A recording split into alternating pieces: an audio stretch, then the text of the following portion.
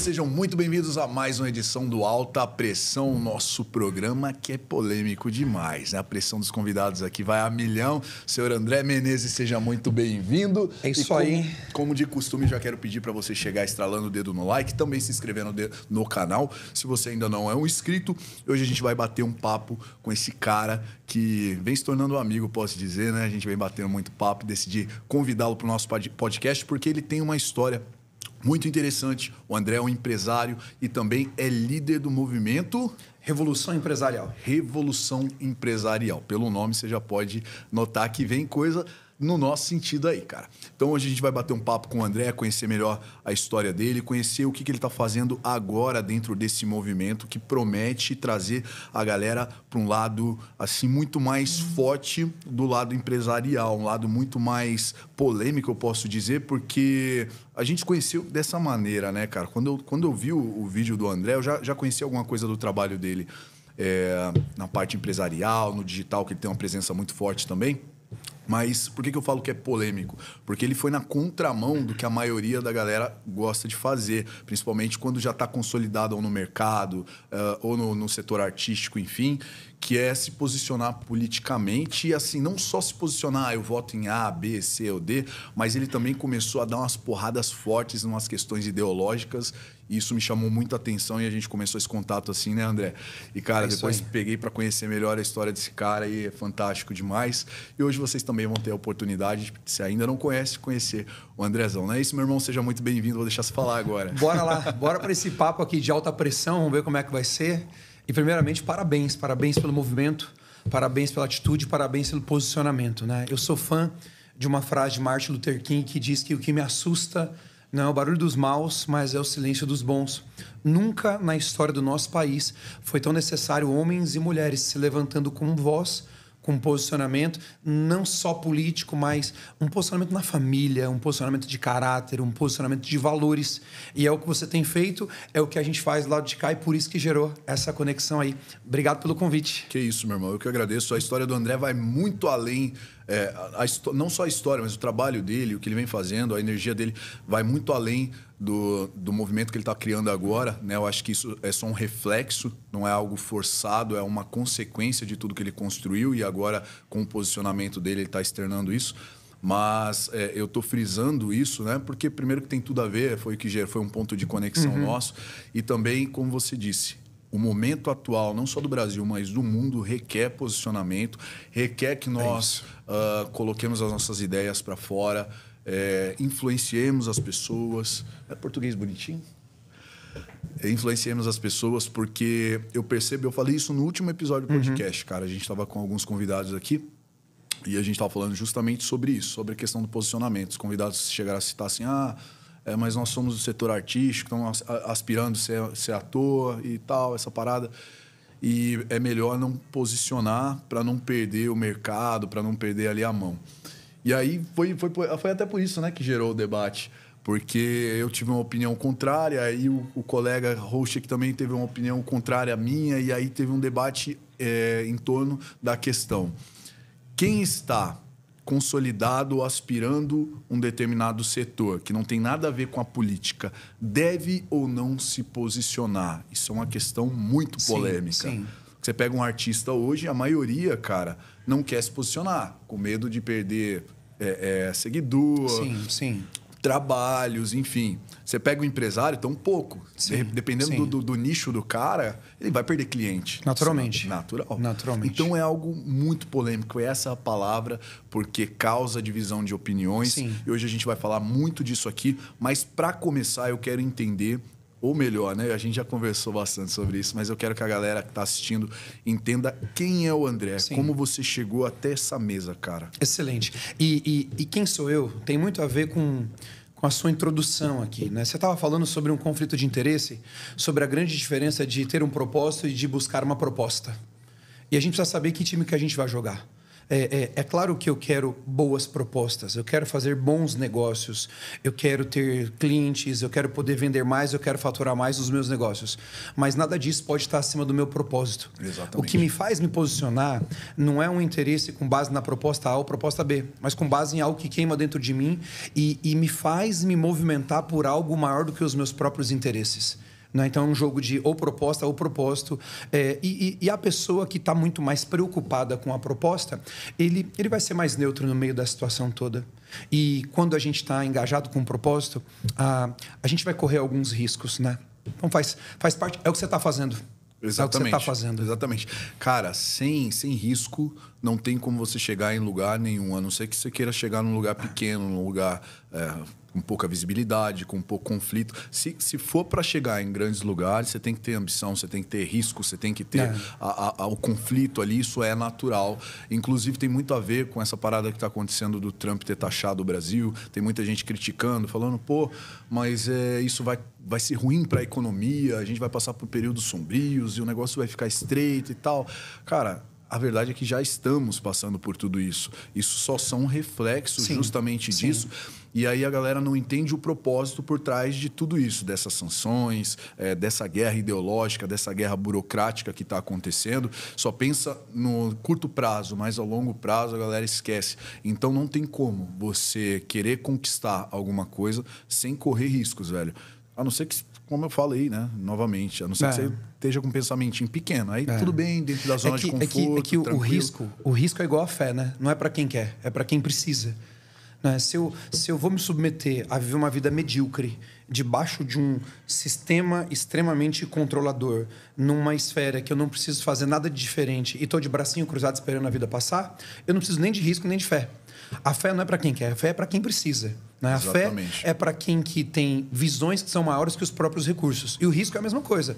Quando que a gente se coloca em risco? Quando não temos todas as respostas, quando não temos todos os recursos, quando a gente não tem 100% da segurança. Né? Quando a gente dá um passo em alguma coisa, é um passo de ousadia. Exatamente. Não é fácil. Tem muito a ver com a fé, é verdade. Nós somos seres humanos. Né? Nós somos seres humanos, mas tá na hora, né, da gente sair da plateia e ir para a pista e começar a fazer algum nível de diferença. Né? Sim, cara. É isso que eu penso. Se você aspira a algo maior ou algo melhor, o risco ele vem na bagagem. Não tem como, né? Você não ter esse contraponto. A balança ela sempre vai ter os dois lados, ali, os pesos, as medidas, e você tem que estar disposto a pagar esse preço, na minha visão. Eu mesmo, a gente conversou bastante disso, né, cara? Eu acabei abrindo mão de muita coisa que eu aspirava, que eu queria, para me colocar em risco, para me colocar no desconforto, mas para alcançar um propósito maior. Né? Eu acredito que você também está fazendo isso agora, cara. Quando você começa a desagradar, quando você começa a bater,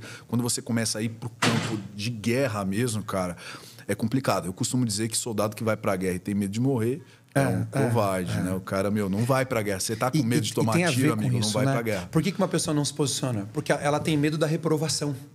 Ela tem medo do fracasso, do que vão dizer. Exato. Só que o que as pessoas não entendem é que o fracasso não é o contrário do sucesso. O fracasso faz parte do sucesso. Sim. Eu não tô aqui por causa da minha coleção de sucessos. Eu tô aqui por causa dos fracassos que eu fui superando e ganhando e conquistando autoridade em cada um deles e me trouxeram. O contrário do fracasso é desistir ou não fazer nada. Não existem fracassados, existem desistentes no meio desse caminho. Que legal, então, cara. Esse pensamento essa que é a grande questão. Né? Então, aí a pessoa fica com medo.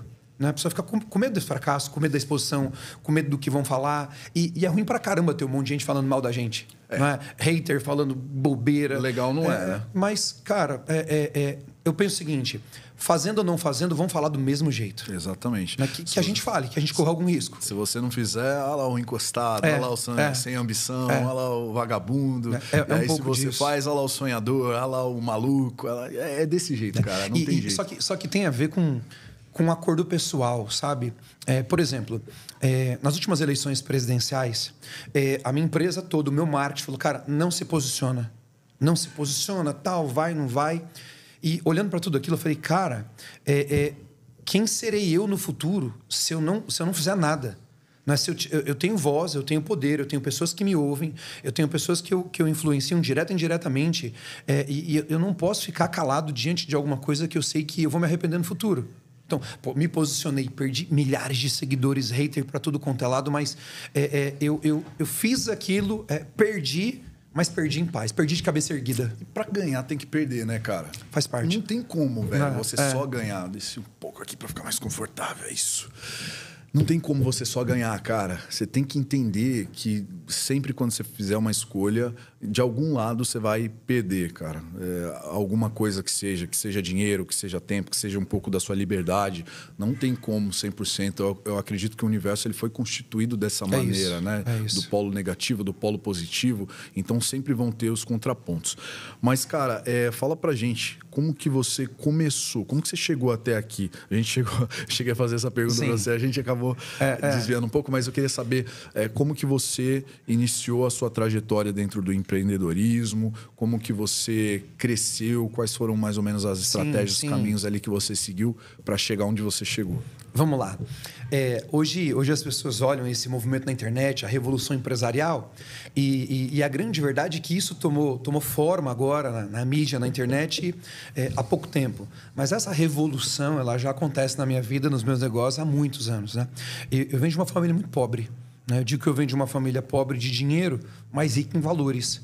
Legal. Porque eu fui criado na periferia aqui de São Paulo, né? Numa cidade chamada Taboão da Serra, num bairro chamado Jardim Salete. Minha mãe conta que já me deu água com açúcar na mamadeira algumas vezes, que às vezes não tinha leite para tomar em casa.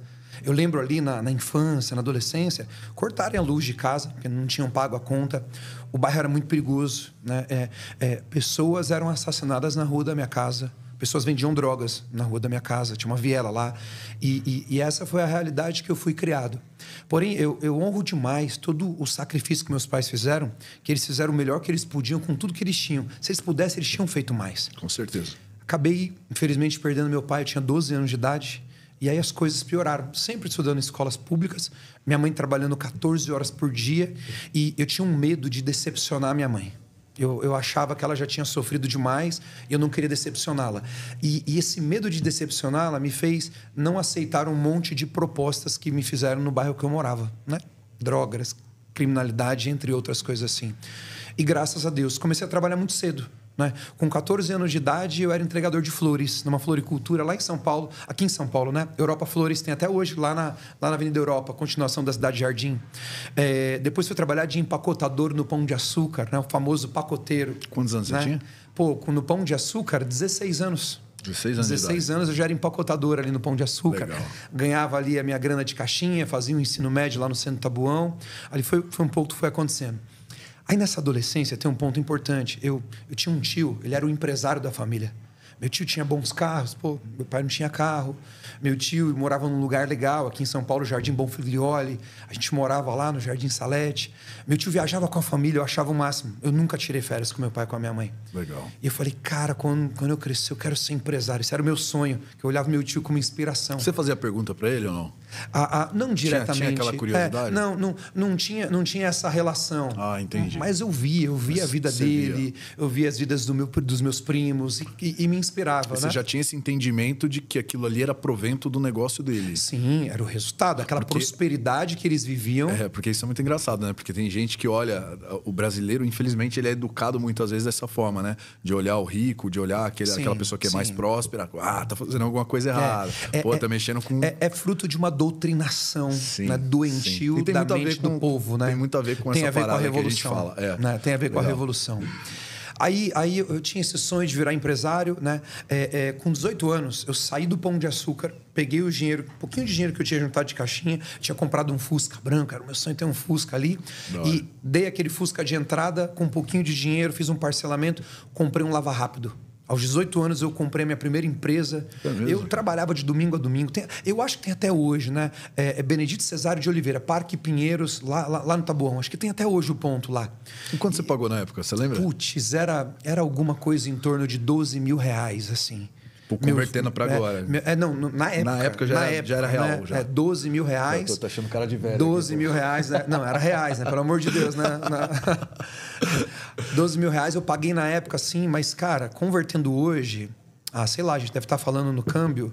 Nessa época o salário mínimo era 190 reais, hoje deve estar 1.500 e pouco. Cara, a gente está falando vezes 7, vezes 8. vezes 7, vezes 8. Então, com 18 anos de idade, eu estava comprando um negócio de perto de 100 mil reais. 12 conto naquela época era dinheiro. Era muita coisa. Era um dinheiro que eu nunca tinha visto na vida. Né? E aí, comecei ali, trabalhei pra caramba, lavava o carro, atendia o cliente, fazia tudo de domingo a domingo.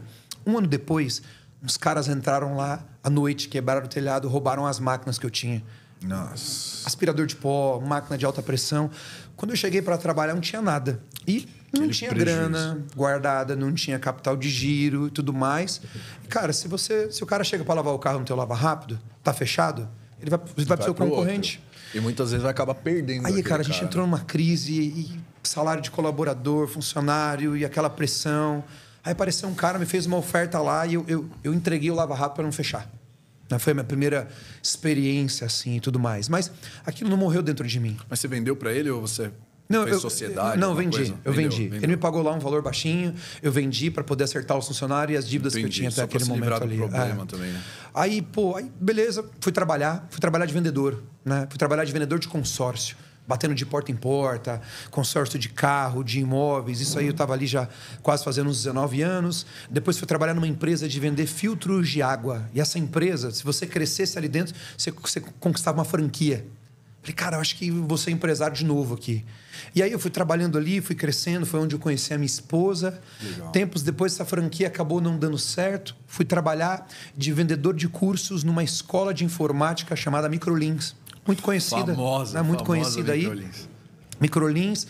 Fui crescendo ali na Microlins, de vendedor. Aí eu virei supervisor de vendas. Depois de um tempo, virei gerente comercial. E em 5 anos, aprendi sobre gestão de vendas. Só que 5 anos depois, eu estava, cara, eu preciso fazer algo diferente. Aí eu montei uma empresa, uma consultoria de treinamentos e vendas para ensinar outras escolas a vender matrículas e tudo mais. E eu comecei a cuidar de uma escola aqui, outra escola ali. Cheguei a cuidar de 7 escolas simultâneas. E aí, aquilo ali foi tomando conta de mim. Tempos depois, 2012, apareceu a oportunidade de eu comprar uma escola que eu tinha trabalhado de gerente, a Microlins, do centro de Barueri. E aí eu fui lá, comprei aquela escola, parcelei e tudo mais. Eu e a minha esposa caímos para dentro e a gente começou a trabalhar. Cara, nunca tive medo de trabalho. Nunca tive medo de aproveitar as oportunidades. E a gente começou a trabalhar. Tempos depois, ali, 2013, indo para 2014, a nossa escola já estava muito bem. 700 alunos, 30 colaboradores trabalhando com a gente. E a gente bem ali, sabe? Ganhando uma grana já. Aí aconteceu uma coisa interessante. Minha esposa teve uma crise de estresse. A gente estava em casa comemorando a compra de uma casa ali, que a gente tinha feito, né? E a gente feliz. Ela teve uma crise, ficou mal. Eu nunca tinha passado por aquilo. No outro dia, leva para o médico, ela cheia de dor no corpo. O médico faz os exames, não aparece nada. Manda ela para a psicóloga. A psicóloga falou, olha, eu não posso diagnosticar, mas preciso de um psiquiatra. E o psiquiatra vai, faz a avaliação ali e diagnostica ela com uma depressão profunda. Caraca. Aparentemente sem motivo. Né? Mas naquele processo de anamnese, uma série de traumas de infância, abuso. E, infelizmente, tempos antes disso acontecer, o pai dela tinha tirado a própria vida deitando numa linha do trem. Lá em Jandira, inclusive. Nossa. Lá em Jandira. Então, imagina, ela absorveu tudo aquilo ali, ficou doente. Às vezes você não sofre o que você tem para sofrer na hora ali, não passa o processo. Vai enfiando debaixo do tapete. Uma hora cobra, não tem jeito. E não é que ela era só minha esposa, ela era minha sócia, minha parceira, a gente trabalhava juntos ali. E aí eu comecei a me dividir entre cuidar dela, com medo de acontecer alguma coisa com ela, e tentando cuidar da nossa empresa. Só que eu não conseguia me dividir. Por quê? Enquanto eu saía da empresa para cuidar dela, não tinha quem cuidava da minha empresa. Aí eu descobri que eu não tinha uma equipe, eu tinha um bando de apoiadores. Porque enquanto eu estava lá de babá, 12 horas por dia, eles funcionavam. Quando eu precisava sair para cuidar da minha esposa, não funcionava a empresa. Eu descobri que eu não tinha uma empresa, eu tinha um autoemprego. Porque enquanto eu abria a escola às 7h30 da manhã, porque a primeira aula era às 8h, e fechava a escola às 9h30 da noite, porque a última hora era às 9h, funcionava. Quando eu precisei sair um pouquinho, a empresa não funcionava. Desandou. Aí eu descobri que eu não era um empresário, eu era um empresidiário. Daí veio o nome do livro, né? Inclusive, presente Mostra aqui para você. Ô, meu irmão, né? Obrigado. Dando uma pausa aqui na história agora para dar um presente aqui ao vivo, né? Chega de ser empresidiário. Tem um trocadilho aqui, uma mistura de empresário com presidiário. Essa é uma palavra nossa, de fato, né? Você criou esse termo. Esse é um dos livros mais vendidos para empresários no Brasil. Que legal. Assim, né? Graças a Deus, no lançamento foram mais de 5 mil exemplares, 2 vezes entre os mais vendidos da Veja. Mas por quê? Porque não é um livro sobre a minha história, é um livro sobre a história de todos os empresários de verdade que estão debaixo desse sistema, né? O empresidiário é o cara que é preso dentro da operação da própria empresa, mas a mente alienada a um sistema que foi criado. E é muito engraçado isso, né? Porque geralmente quando a gente vai pro caminho do empreendedorismo, você vai buscando liberdade. É isso, né? aí, é isso aí. Buscando a liberdade financeira, geológica, enfim, geográfica. Geográfica. Enfim, você quer buscar ali aquela fuga da CLT que te aprisiona, você tem horário para tudo, para sair de casa, para chegar no trabalho, para almoçar, para sair do trabalho, e aí parece que aquela roda não para de girar e você nunca tem um escape. Aí vou empreender, que aí eu vou ganhar dinheiro, e aí acaba caindo. Você vira escravo da própria empresa. Você abre mão de 8 horas na CLT e vira funcionário da própria empresa em tempo integral. E como é que você fez para fugir disso? Aí que tá. Aí, com essa questão da Patrícia ficando doente, eu falei, cara, tem amigos meus que têm 7 empresas e o cara nem vai lá. Eu não tô dando conta de uma empresa e não tô conseguindo cuidar da minha família. Cara, eu fui buscar ajuda. Aí eu aprendi que a empresa é o reflexo do dono. Não existem empresas grandes se o dono é pequeno. Não existe empresa que prospera se o dono tem uma mentalidade escassa. E aí eu descobri que a mudança que eu precisava na minha equipe, na empresa, precisava acontecer primeiramente em mim. Aí aprendi que aquilo que você ainda não tem é por alguma coisa que você não sabe. Se soubesse, tinha feito. Show. E aí eu comecei a investir um pouquinho. Primeira vez que eu ouvi falar em mentoria na vida. Alguém que já tinha feito alguma coisa. Justamente isso. Você já tinha feito algum treinamento, uma mentoria? Assim, alguns treinamentos de desenvolvimento pessoal. Mentoria, não, nunca nem tinha ouvido falar. Cara, algo mais tete a tete ali. Como que alguém que chegou em algum lugar, teve sucesso, pega na mão de outro e mostra o caminho? Eu não imaginava isso. Você não sabia que existia ou você tinha um determinado preconceito? Não sabia que existia. Porque até hoje tem uma galera que tem isso aí, né? Tipo, o cara tem uma resistência, é charlatonismo, mas não sei o quê. Tem uma dose de uma banalização no mercado, mas tem uma dose de arrogância pelo empresário. Sim, né? Sim. Tem uma frase que é interessante. Sozinho vamos mais rápido e juntos vamos mais longe. Mentira. Sim. Porque sozinho você não faz nada relevante na vida. Sozinho você não tem uma família, sozinho você não tem um casamento, sozinho você não tem filhos, sozinho você não tem amigos, sozinho você não tem time, sozinho você não constrói uma trajetória de sucesso. Então, querer fazer sozinho é arrogância, não é uma questão de pressa. Então, e sinceramente, naquele momento ali, eu era um pouco arrogante. Já tinha uma grana, já estava dando certo, eu me sentia o empresário naquele momento. Só que a minha arrogância não foi suficiente para fazer a minha empresa dar certo. Eu precisei buscar ajuda. E aí eu comecei a buscar ajuda, comecei a melhorar, separei um pouquinho de dinheiro ali, fui fazendo um curso aqui, uma imersão ali, e aí eu fui melhorando. Conforme eu fui melhorando, eu consegui melhorar a empresa. Conforme melhorou a empresa, eu consegui ajudar mais a minha esposa. E aí eu não parei mais. Porque eu descobri que se eu tivesse uma mentalidade onde eu me autodesenvolvesse, se eu melhorasse como líder, como empresário, como pai, as coisas iam melhorar. E aí não foi rápido, não teve nenhuma fórmula mágica, nem uma grande virada. Só que aos poucos eu fui construindo um modelo onde a minha empresa precisava funcionar sem depender 100% de mim para que eu pudesse cuidar da minha família. Então, quando fala de liberdade, o André hoje é um dos maiores mentores do Brasil. Cara, eu nem ligo para isso. O André criou um método da empresa funcionar sem ele. Cara, eu só queria que a minha empresa não quebrasse para eu poder cuidar da minha esposa. Era só o que eu queria. Eu não queria tirar 3 férias por ano. Eu só queria que a minha empresa não quebrasse para eu cuidar da minha família. Que legal. A motivação era forte, né, cara? Era a família. Aí o tempo foi passando, a Patrícia foi melhorando, minha esposa. Aí a empresa foi avançando. E aí daqui a pouco estava bem, veio a segunda escola. Compramos a Microlins do centro de Osasco e, cara, foi muito bem, foi um sucesso. Depois abrimos uma terceira escola, Microlins de Jandira, era a nossa. E aí foi funcionando, daqui a pouco a consultoria, e a gente começou a atender, e eu comecei a ser chamado para fazer palestras para contar essa história. Aí eu viajei o Brasil inteiro, fazendo palestras, treinando outros times. 2017 eu fiz uma pergunta que mudaria tudo. Cara, será que isso que eu faço nas minhas escolas daria certo em outro tipo de empresa? Aí o que eu fiz? Peguei uma sala em um hotel ali no Alphaville, fiz um primeiro treinamento pequenininho para um grupo de empresários. E basicamente em 2 dias eu contei aquilo que eu fazia, do jeito que eu fazia, do jeito que eu cuidei, do jeito que eu fiz a empresa funcionar. Que ano isso? 2017. 2017. Novembro de 2017. Foi um sucesso, cara, absoluto. 6 meses depois do primeiro treinamento, tinha 500 empresários na sala para fazer de novo. Caraca, para poder fazer aquela indicação. O primeiro tinha quantos? 121 empresários no primeiro. 121. E como é que você fez isso? Cara, eu fui chamando foi no pessoas. Digital, ou foi não, eu acho que eu não tinha nem Instagram em 2017. Mesmo, cara. Eu acho que eu não tinha nem Instagram. Porque, porra, 120 pessoas é muita gente. O que eu fiz? Eu comecei a fazer palestras em associações comerciais, em auditórios, porque as pessoas me chamavam. E aí, no final da palestra, eu convidava as pessoas para poder comprar um ingresso. Era baratinho, 1.000 e alguma coisa ali. Baratinho. E aí foram 121 pessoas. Mas mais importante que os 1.000 e pouco dos ingressos foi que, naquele dia, eu descobri algo que eu queria fazer pelo resto da minha vida. Não por causa do palco ou do treinamento, que eu não ligo muito para isso, mas aquilo que eu tinha vivido, a história que eu tinha construído, era capaz também de curar e resolver a vida de outras pessoas. Eu tinha descoberto um jeito de fazer. Aí eu não parei mais. Aí eu comecei a colocar energia, aplicar minha própria metodologia nessa escola de empresários.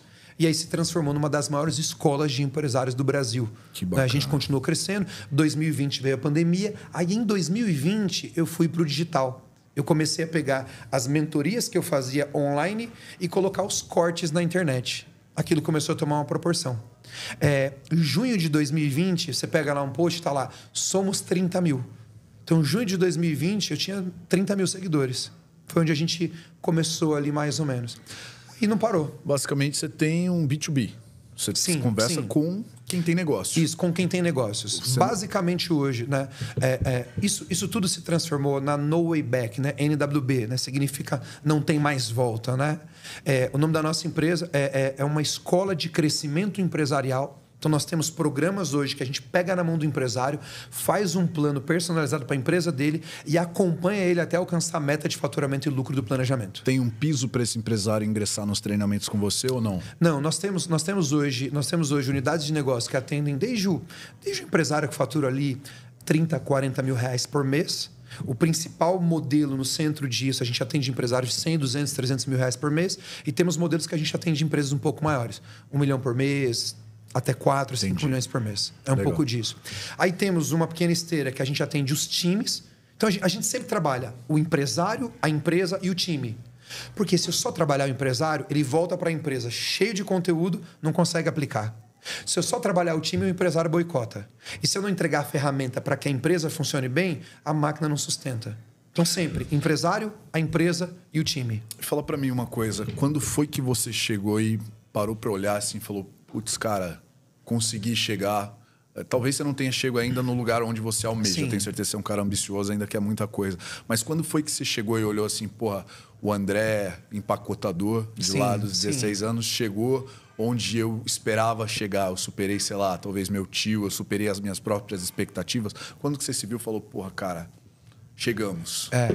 O ano de 2023, a gente fez a maior edição da nossa imersão. Uma vez por ano, a gente... Lembra aquela de 121 empresários de 2017? Sim. Se transformou na maior imersão exclusiva para empresários do Brasil. Então, uma vez por ano, a gente reúne. E em 2023... foi onde aconteceu algumas coisas. A gente lançou o livro, né? Foi um sucesso de vendas. A gente fez a maior imersão, mais de 2.000 empresários reunidos, vindos de vários lugares do Brasil, de vários lugares do mundo. Flávio Augusto no nosso palco, alguns maiores nomes bilionários ali. A revista Exame publicou uma matéria linda de empresidiário, a líder de um ecossistema milionário. E esse monte de coisas. Roberto Justus me chamou para poder ser sócio dele em um projeto de educação para empresários estratégicos de alto nível. Que legal. Esse monte de coisa aí acontecendo, e aí eu olhei para trás e aí virou uma chave na minha cabeça e eu entendi que eu não tinha superado o meu tio, eu nunca nem pensei nisso, ou ficado maior que o pessoal B, mas eu tinha de fato vencido aquela realidade que eu tinha vivido, porque eu vim de uma família pobre, mas uma família rica vem a partir de mim. Sim. Eu venho de uma família com casamentos e desafios e casamentos destruídos, mas, cara, um casamento saudável, uma família saudável vem a partir de mim. E essa ruptura, cara, é muito incrível, né? Quando a partir de você começa uma história nova, né? Você olha pra trás e fala, porra, parece que tudo se repete, o bisavô, o vô, o pai. Isso. Tudo parece que, cara, era do mesmo jeito e aí a partir de mim começa uma história nova, né? Porque o maior legado, né, e isso tem a ver com a revolução empresarial, não é o patrimônio que eu construí ou quanto de milhões eu faturei. Meu maior legado é o que vai acontecer quando eu não estiver mais aqui. Né? Tem um Exatamente. ditado árabe que eu gosto muito, que diz que um homem morre por 2 vezes. A primeira vez, quando seu sistema vital para de funcionar, e a segunda vez, quando o seu nome é citado na terra pela última vez. Marca não é a marca que você coloca na porta da tua loja. Marca o que dizem sobre você quando você não está presente. E o meu maior legado não é o que eu estou construindo empresarialmente, é o que eu estou construindo na minha família. É o que os meus filhos farão, é o que a minha família. Então, eu não fui levantado para ser um empresário rico. Eu fui levantado para ser alguém que transformasse a história das próximas gerações a partir de mim. Muito Isso legal é o que esse mexe pensamento. comigo. E quando eu olhei para trás e vi o que eu tinha feito e vi as pessoas... nós treinamos de forma presencial mais de 32 mil empresários nos últimos 7 anos. É muita gente, cara. Nossos conteúdos alcançaram mais de 7 países. É surreal o que é. E quando eu olhei para tudo aquilo ali... E olhei para a família que eu tinha construído. Eu não tinha perdido a minha família. Não tinha perdido o meu casamento. Porque do que adianta você ganhar o mundo inteiro e perder a sua família? A minha esposa diz, não existe sucesso empresarial que compense um fracasso dentro de casa. E quando eu olhei e vi esse impacto nas vidas e a família que eu tinha construído até então, ali foi quando eu entendi que alguma coisa muito incrível e sobrenatural tinha acontecido na minha vida. O valor, de fato, tá naquilo, né? Eu não sei se você tem essa sensação, André, você vai poder falar para mim. Você sente que quando a parada dá certo, você fala, porra, acertei. O negócio parece que anda sozinho, vai desenfreado, você já não precisa aplicar tanta potência, tanta vontade ali como no começo, como... Você sente isso ou não? Isso é que assim, tem duas... Acontece esse fenômeno aí de, opa, ficou um pouco mais leve agora, né? Tem isso, só que você sobe de divisão. E aí os desafios mudam. Sim. Por exemplo, eu lembro 2023 ali, foi que nessa época, o maior faturamento das nossas empresas, o ecossistema, várias empresas de educação, gestão, tecnologia e a mídia, essa parada toda. Falei, cara, que top, a gente venceu e a gente comemorou, e festa, e cruzeiro para os colaboradores, e 14º salário, 15º. E a gente venceu. E aí eu falei, cara, só que a gente venceu o campeonato da Série B.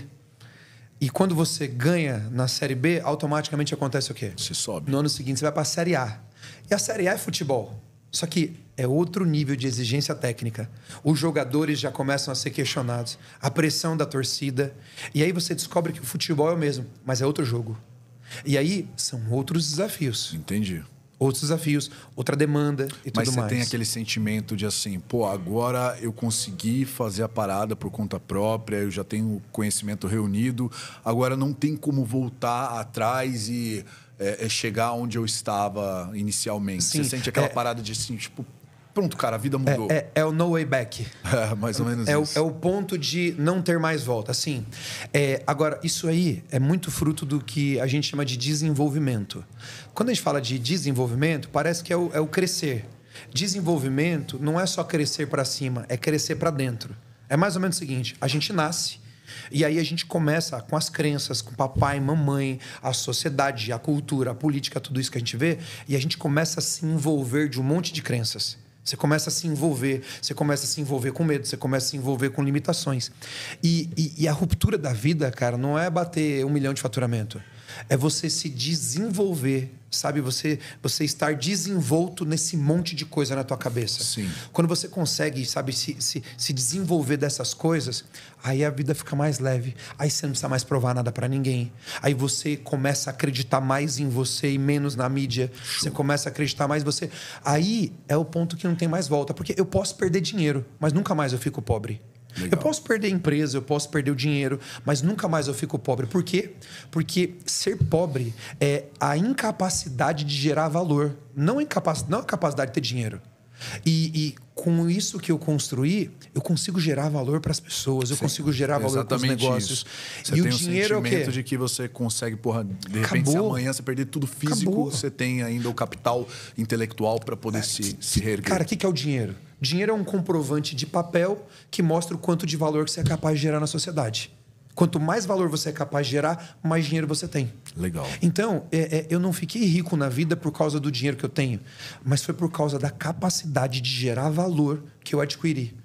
Então, quando eu tive consciência disso, me apropriei disso, aí é no way back. Não tem mais volta. E você sentiu quando... Porque assim, eu não sei se a sua jornada no empreendedorismo foi dessa maneira, mas eu já me aventurei bastante dentro de alguns nichos empreendendo.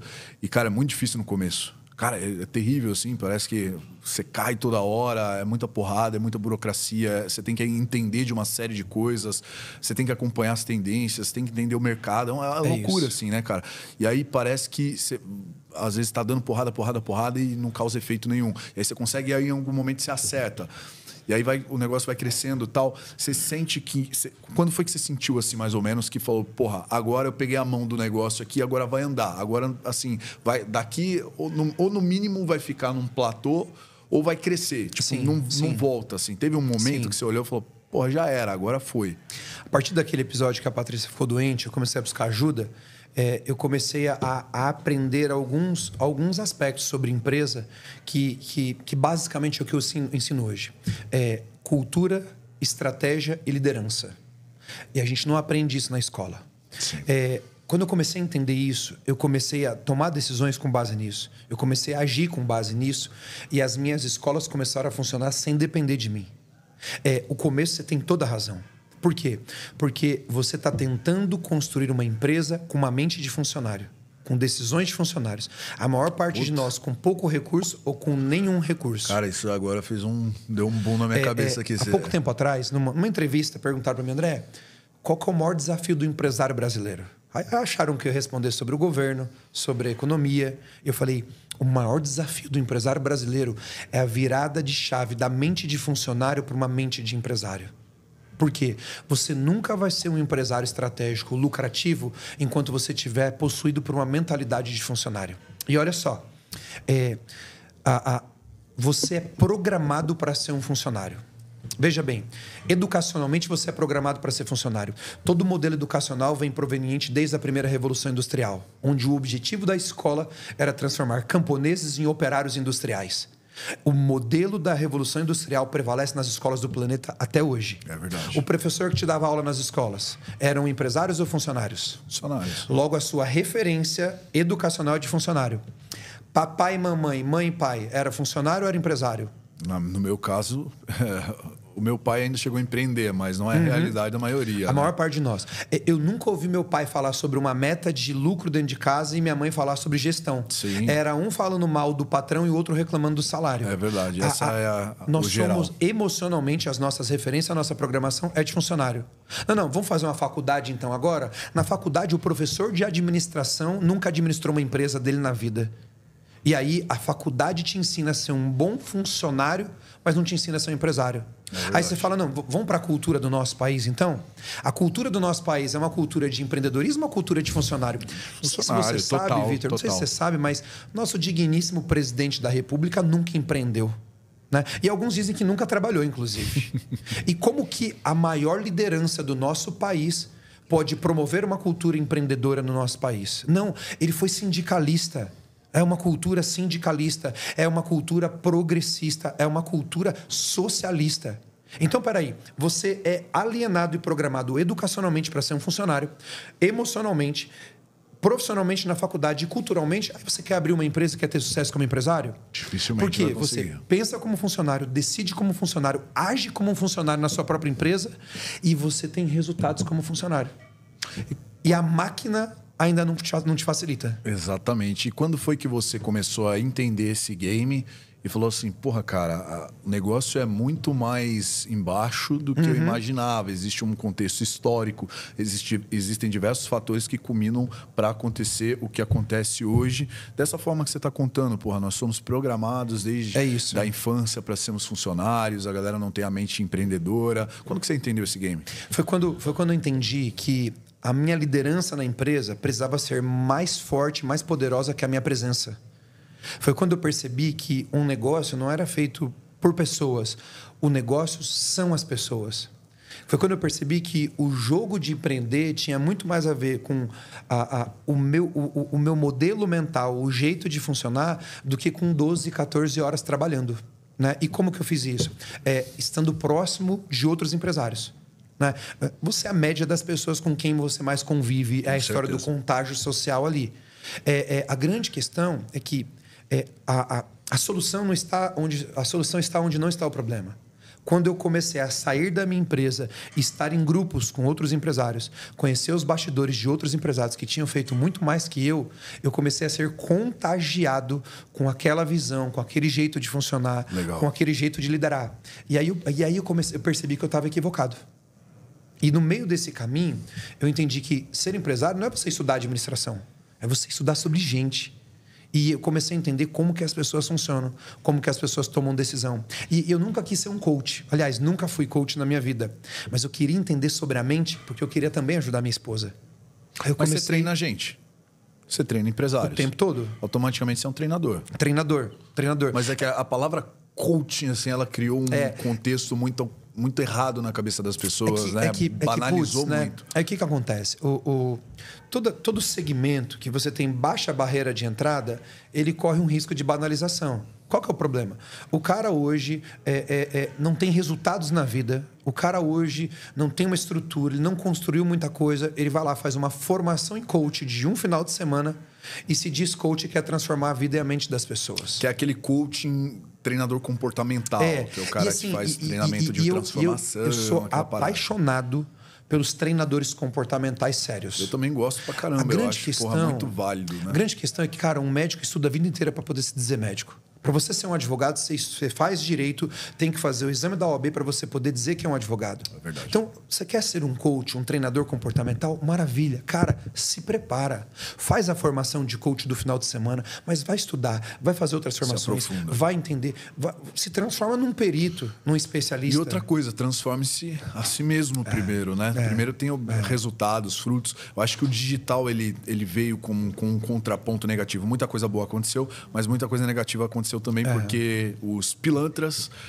viram a oportunidade de poder enganar a gente de forma massiva e acabaram aproveitando disso, né? Então, a internet hoje, democratizou, né, a atenção. Cada pessoa hoje tem uma mini emissora de TV na mão. Exatamente. A gente sabe, né? A gente trabalha com audiência. E fala com a galera. Às vezes o cara tem 5 mil seguidores, ele acha que é pouca coisa. Coloca 5 mil pessoas aqui dentro para ver se cabe. É muita gente. Muita gente. E aí você às vezes está falando besteira ali e está influenciando porque as pessoas elas tendem a se informar, a formar opinião a partir de outras pessoas que elas acompanham, que elas têm no seu ambiente. Às vezes elas, para poder se sentir pertencentes a alguma coisa, elas querem entrar no assunto e nesse assunto ela não tem o mínimo de conhecimento. É aí onde ela busca referência no babaca que falou besteira no trabalho dela. É mais ou menos isso. Então as pessoas elas não têm noção de quão é poderoso formar opinião, seja direta ou indiretamente. A rede social é muito perigosa por causa disso, porque tem muito idiota. Cara, pior que agora falando isso, velho, eu compacto um pouquinho com a ideia de... Eu não sei quem que foi que falou isso, eu não sei se foi o Moraes, foi algum dos ministros do STF que falou que a internet, ela infelizmente deu voz aos idiotas. E se você for ver, parcialmente é isso, cara. Mas volta no que a gente estava falando do negativo e do positivo. Mas é melhor ter um monte de idiota com voz do que um idiota só falando para todos os outros idiotas.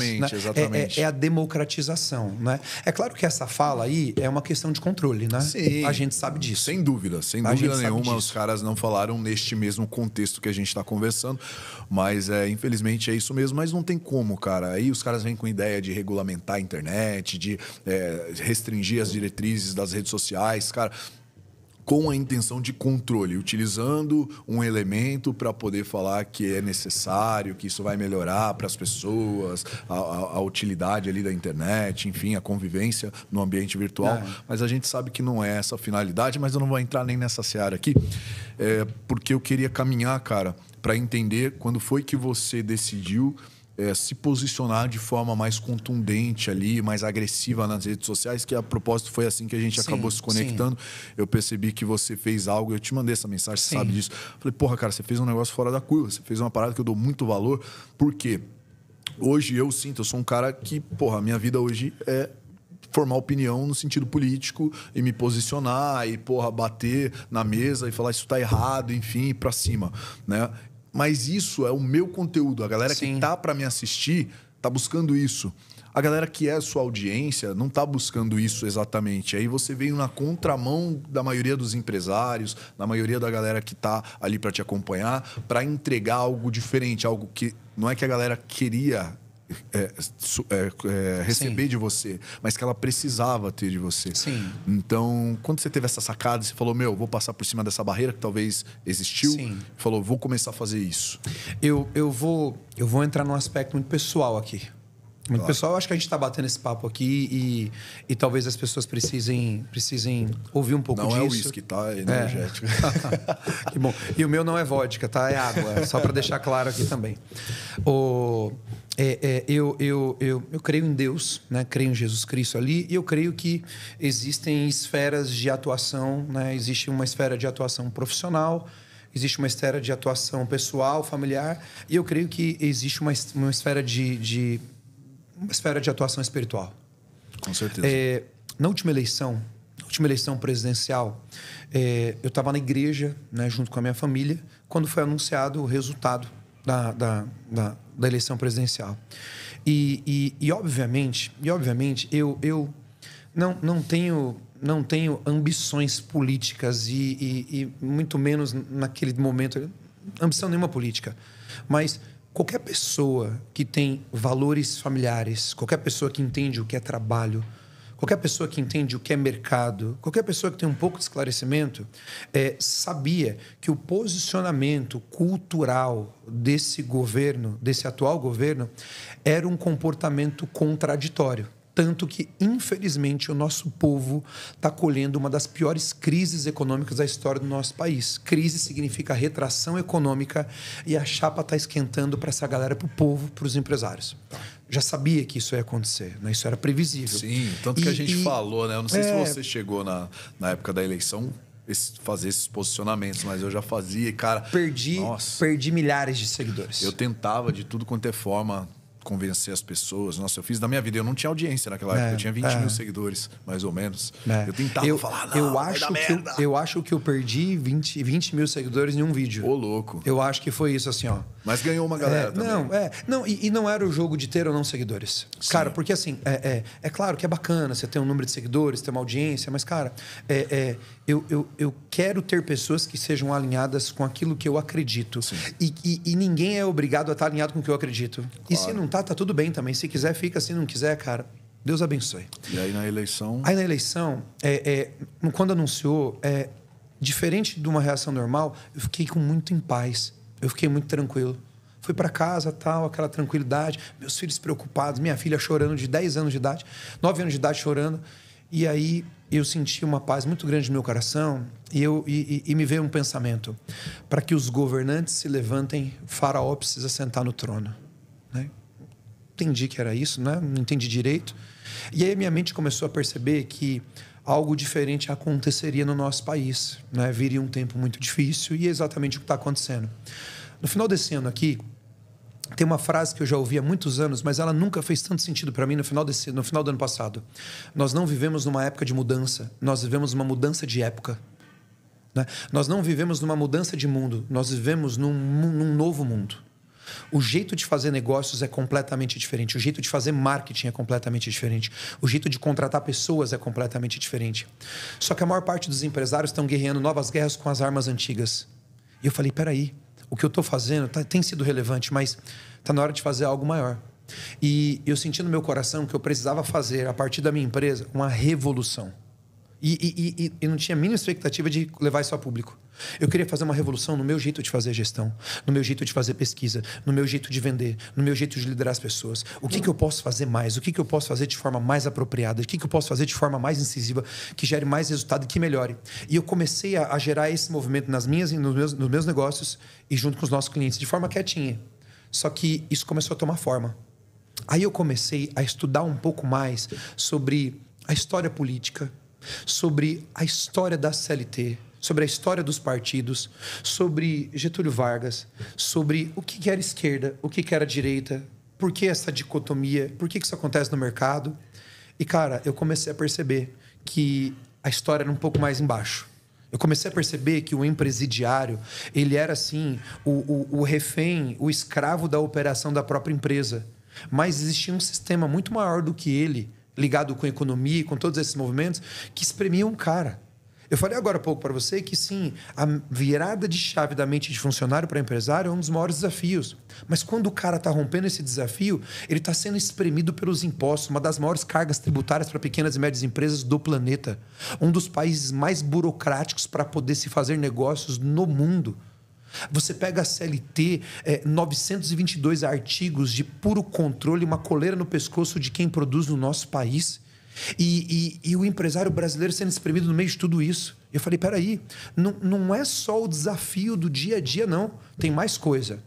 Aí eu comecei a juntar alguns pontos. Aquilo ali começou a mexer demais comigo, pessoalmente, profissionalmente, empresarialmente. Eu falei, putz, eu preciso fazer alguma coisa. Quando foi isso, mais ou menos? 2 meses e pouco atrás. Março para abril. Março para abril.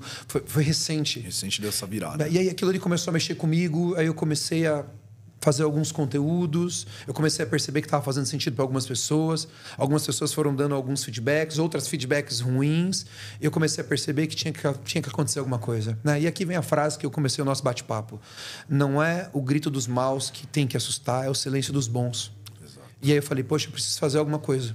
E aí nós criamos o movimento, oficialmente, o movimento Revolução Empresarial, onde o objetivo não é político. O objetivo é fazer uma revolução nas nossas empresas para que as nossas empresas possam gerar uma revolução no mercado e gerar uma revolução na sociedade. Basicamente, a sua ideia foi mudar posso dizer, o mindset do empresário, Exatamente. A forma que ele conduz ali os seus pensamentos, seus comportamentos, o seu negócio, para que de dentro para fora a parada mudasse. É isso. E surtisse um efeito positivo no Brasil. Porque, olha só, mudou o empresário, você muda o Brasil. Por quê? Toda empresa é uma plataforma de transformação de pessoas na sociedade. O primeiro contrato que você assina quando você abre uma empresa é um contrato social. É um contrato onde eu me comprometo da sociedade ser um pouco melhor porque eu tenho uma empresa ali.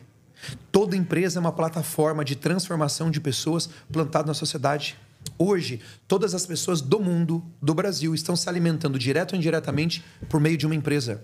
O governo não gera riqueza. Quem gera riqueza são os empresários. Ao contrário, né? Gera prejuízo. Ao contrário, né? Ele oprime a riqueza que a gente está tentando Exatamente. gerar. Então, peraí, o empresário sustenta todo o sistema com os impostos que paga, com os empregos que está gerando. Então, se o empresário assume a responsabilidade dele fazer diferença no grupo de pessoas que trabalham com ele, aquelas pessoas naturalmente vão impactar as suas famílias. Impactou a família, você impacta a comunidade. Se cada empresário entender que a empresa dele é uma célula de transformação e ele é responsável por governar esse povo que Deus confiou para ele, a gente muda o Brasil, cara. Cara, isso é do caralho, porque se você for pensar, hoje, os professores, eles tentam doutrinar e às vezes até conseguem de dentro de instituições, seja pública, privada, enfim, mas eles retêm a atenção de uma galera e aí, a partir dali, eles expõem as suas ideologias, pulverizam aquilo ali e a galera sai pensando e multiplicando, enfim. E depois que essa galera cresce, né, o adolescente, a criança ali, vai para o mercado de trabalho. E aí ele muda de instituição, seja para uma faculdade ou seja para um trabalho. Geralmente para o trabalho direto, né? Nem todo brasileiro tem a condição de fazer uma faculdade, um ensino superior. Então tende a ir para o trabalho. E aí é muito legal isso se você parar para analisar que é uma instituição que pode ser educacional também, geradora de cultura, de comportamento. E eu não tinha parado para analisar isso, cara. Eu chamo isso de cultura de governo. O que é isso? O empresário ele tem que ser o governante da própria empresa. E ali ele vai implantar uma cultura. O que é uma cultura? Cultura é um conjunto de normas invisíveis que rege o comportamento das pessoas. Então, peraí, se a pessoa vai na minha empresa e eu tenho um compromisso com a educação profissional do meu colaborador, com a educação ética, com o bem-estar e o crescimento dele, ele vai crescer. Ele vai impactar a família dele. Eu digo o seguinte, cada empresário é tema do assunto no jantar na casa do colaborador. E o que dizem sobre você está relacionado ao tipo de cultura e liderança que você está implantando na tua empresa. E eu sou responsável por isso. É fácil você implantar uma cultura dentro de um ambiente de trabalho, cara? As pessoas estão tão muitas vezes preocupadas ali em produzir, com seus anseios pessoais, com as cobranças muitas vezes da liderança, enfim, em torno de resultados. Em que momento o empresário ele consegue encaixar essa parada do comportamento, da cultura, das normativas que você citou, de um momento para reflexão, para uma mentoria? Eu não sei como que isso acontece, por exemplo, dentro da sua empresa. Não é uma questão de ser fácil, é uma questão de valer a pena. Porque é o seguinte, ou você tem uma cultura intencional ou você tem uma cultura acidental. Todas as empresas têm cultura. Não importa o tamanho, não importa o quanto fatura, todas as empresas têm cultura. Só que ou é uma cultura acidental ou é uma cultura intencional. O que é uma cultura acidental? Cultura acidental, eu tenho 10 colaboradores na minha empresa. Cada colaborador traz consigo a cultura dos empregos anteriores que ele já teve. Traz consigo a cultura da casa dele, a cultura da religião dele, a cultura da escola que ele estudou. E aquele monte de colaboradores fazem uma salada cultural na minha empresa. E pode ser uma cultura de desperdício, pode ser uma cultura de falar mal das pessoas, pode ser uma cultura de mentira. O que é uma cultura intencional? É quando, sabendo que é uma cultura de governo, eu defino quais são os valores da minha empresa, como que vão se comportar aqui na minha empresa. É como se fosse uma constituição. Existe a Constituição dos Estados Unidos, existe a Constituição do Brasil e existe a Constituição da minha empresa. Ninguém é obrigado a trabalhar aqui, mas aqui funciona dessa forma, alinhado desse jeito. Aqui tem coisas que nós não toleramos. Esses são os valores que regem a minha empresa. E se quiser ficar aqui, vai ter que se adequar. E quando eu transformo isso em um código, eu treino as pessoas, eu contrato as pessoas alinhadas à minha cultura. Eu treino as pessoas alinhadas na minha cultura. Eu promovo as pessoas alinhadas na minha cultura e tomo decisões com base na minha cultura. Isso já começa desde a entrevista ou o cara ele vai descobrir isso depois que ele já está lá? Isso começa antes da entrevista. Porque quando a gente vai fazer a descrição do cargo de um colaborador, a gente já define quais tipos de valores precisam ser mais presentes naquele tipo de colaborador. Aí a gente entrevista tecnicamente. Você contrata a pessoa pelas capacidades técnicas, mas você demite ela por causa da incompetência comportamental. Você contrata esquerdista? Sinceramente, não. Não? Eu não acredito. E você deixa isso muito claro ou não? Não. Não pode deixar claro diretamente, né? Sim, não pode deixar claro diretamente, né? Não pode deixar claro diretamente, né? Agora é o seguinte, eu nunca pergunto se a pessoa é de esquerda ou de direita, porque, sinceramente, isso não me importa. Agora, o que eu pergunto? Eu pergunto o que a família representa para ele. Eu pergunto o que é espiritualidade para ele. Eu pergunto o que é caráter para ele. Eu pergunto o que são valores para ele. Eu pergunto o que é produtividade. Eu pergunto o que é trabalho. Eu pergunto o que é conquista, o que é crescimento. E através desses insumos já dá para ter uma ideia. Através né? dessas respostas, eu nunca na minha vida falei, eu não vou contratar essa pessoa porque ela é esquerdista. Porque, sinceramente, o título que ela sustenta não me importa. A pergunta é, tá a fim de trabalhar para valer? Tá a fim de construir uma história digna de ser contada e uma vida digna de ser vivida? Quer crescer junto comigo? Eu preciso desse tipo de gente. Entendi, mas a gente sabe que é difícil acontecer, mas pode acontecer. Se, por exemplo, tem um colaborador teu que ele, ao mesmo tempo que ele tem bons pensamentos, ele quer constituir uma família, ele dá valor para isso, ele dá valor ao trabalho suado, ele acredita até em termos na meritocracia, mas, ao mesmo tempo, ele é aderente às ideologias da esquerda, ao socialismo. Ele acha que a melhor via para a sociedade prosperar é você dividir os bens, enfim, tirar a propriedade privada. É muito distante, né? Mas pode acontecer. E, inclusive, eu venho percebendo muito isso. Existem muitas pessoas, né, nessa série de entrevistas que eu faço na rua, e às vezes até as pessoas que chegam até mim falam, pô, eu sou de esquerda, mas eu compactuo com as suas ideias. Porra, eu não acho que tem que liberar droga. Sim. Eu não acho que tem que liberar aborto, eu acho que imposto é roubo, e ao mesmo tempo vota no governo de esquerda. Então, mas a grande questão é socialista. Mas a grande questão é que, assim, é um pouco mais amplo, né? Primeiro, a maior parte das pessoas que votam no governo de esquerda não sabem o que é esquerda. E nem sabe o porquê estão votando. Essa é a minha opinião. E a pessoa que diz para você, cara, eu não sou a favor da liberação das drogas, pô, eu sou um cara de família, eu sou a favor do crescimento, mas essa pessoa não sabe nem o que é esquerda, então. É verdade. Né? Ela adotou um título para ela, alienada a algum tipo de movimento, mas ela não sabe nem do que ela está falando. A real, André, eu não sei se você vai concordar comigo, e a galera às vezes pensa que eu não sou assim, acho que eu sou um cara muito radical, né? Talvez eu transmita um pouco disso, mas a internet e o momento do Brasil e do mundo acabou meio que moldando a gente que se posiciona, cria conteúdo e tal, a estar dentro dessa bolha muitas vezes. Mas não sei se você vai concordar comigo, eu acho que essa coisa de rótulos, esquerda, direita, isso e aquilo, é uma coisa bem prejudicial, né? Porque acaba te limitando a determinados pensamentos, comportamentos, ideologias, quando na verdade nós somos seres humanos e a gente está aprendendo o tempo inteiro, a gente está entendendo a cada momento que se passa, através da ciência, da espiritualidade, da introspecção, o que é o mundo, o que é o universo, o que é essa experiência terrena que Deus propôs para a nossa vida. Então, acho que quando eu falo assim, eu sou de direita, o que é a direita? Existe um conjunto de termos, ideias, ideologias que constituem quem é de direita. A partir do momento que eu pisei para fora daqui, opa, o que sou eu? Então, você concorda que essa questão de rótulos acaba sendo prejudicial? E de alguma maneira? Ninguém está 100% certo e ninguém está 100% errado. A grande questão é o que as pessoas não entendem, que ser de direita ou ser de esquerda é assumir um tipo de identidade para a tua vida que está alinhado com valores que fazem sentido para você. Né? Da onde veio isso? Né? Na Revolução Francesa, 1789, né? Lá no parlamento, eles estavam discutindo, o partido conservador se posicionou ao lado direito, né? E os progressistas do lado esquerdo. Só que é o seguinte, quais eram as ideias que a direita defendia? Que as pessoas do lado direito fisicamente defendiam, não é?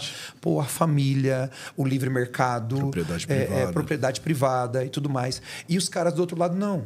Só que o grande problema não vem daí. O grande problema vem da alienação educacional que a gente vem sofrendo no nosso país, principalmente desde 1985, quando os marxistas, né, foram para dentro das universidades com um objetivo cultural de alienar a mente da galera. Eles entenderam basicamente que eles precisavam pulverizar dali. Eu ouvi a minha infância inteira que Getúlio Vargas era o pai dos pobres. Getúlio Vargas foi um dos piores ditadores que tiveram no mundo e na história do nosso país. Só que ele era o bonzinho, ele era o pai dos pobres. Isso foi enraizado, né? Existem políticos hoje que usam o exato arquétipo, as frases de Getúlio Vargas. E a gente vê isso. O próprio Lula, até pouco tempo atrás, tinha essa fama. Ele é o e arquétipo tal. Ele assumiu diretamente o arquétipo de Getúlio Vargas. Você acha que eles olharam para isso e se inspiraram de alguma maneira? Com certeza. Falaram assim, porra, deu certo essa parada de usar pobre como massa de manobra. Porque a grande questão é um discurso populista que visa conquistar e tocar o coração das pessoas com um propósito de se manter no poder, sabe? E fazer esse grande movimento funcionar. A grande questão é que a nossa geração e algumas gerações anteriores tem sido alienada. Cara, desde 1848, quando Marx publicou o Manifesto Comunista e ele lançou a teoria das disputas de classes, uma classe ficou como vilão e a outra classe ficou como opressor. Só que isso deu certo.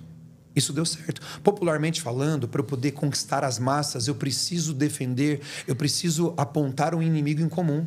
Aí ficou os ricos contra os pobres. A gente viu isso agora, essa semana. A filha do Roberto Justus com uma bolsa e professores universitários e psicólogos dizendo que ela tinha que ir para a guilhotina porque apareceu numa foto com uma bolsa. Absurdo, né, cara? Isso é uma doença, cara. Isso é uma doença. Tamanha. Até porque a maioria deles, se tivesse oportunidade, iam fazer a mesma coisa. Você entende? Aliás, a gente vê isso, né? É verdade. Aliás, a gente vê isso, né? A pessoa é pobre, a pessoa é esquerdista, a pessoa é socialista e tudo mais. E aí essa pessoa começa a ganhar um pouco mais de dinheiro, ocupando um cargo público, ela vira capitalista da noite pro dia. Aí é bolsa da Gucci, anda de Versace trajado, aí pode, né? Nesse caso é permitido.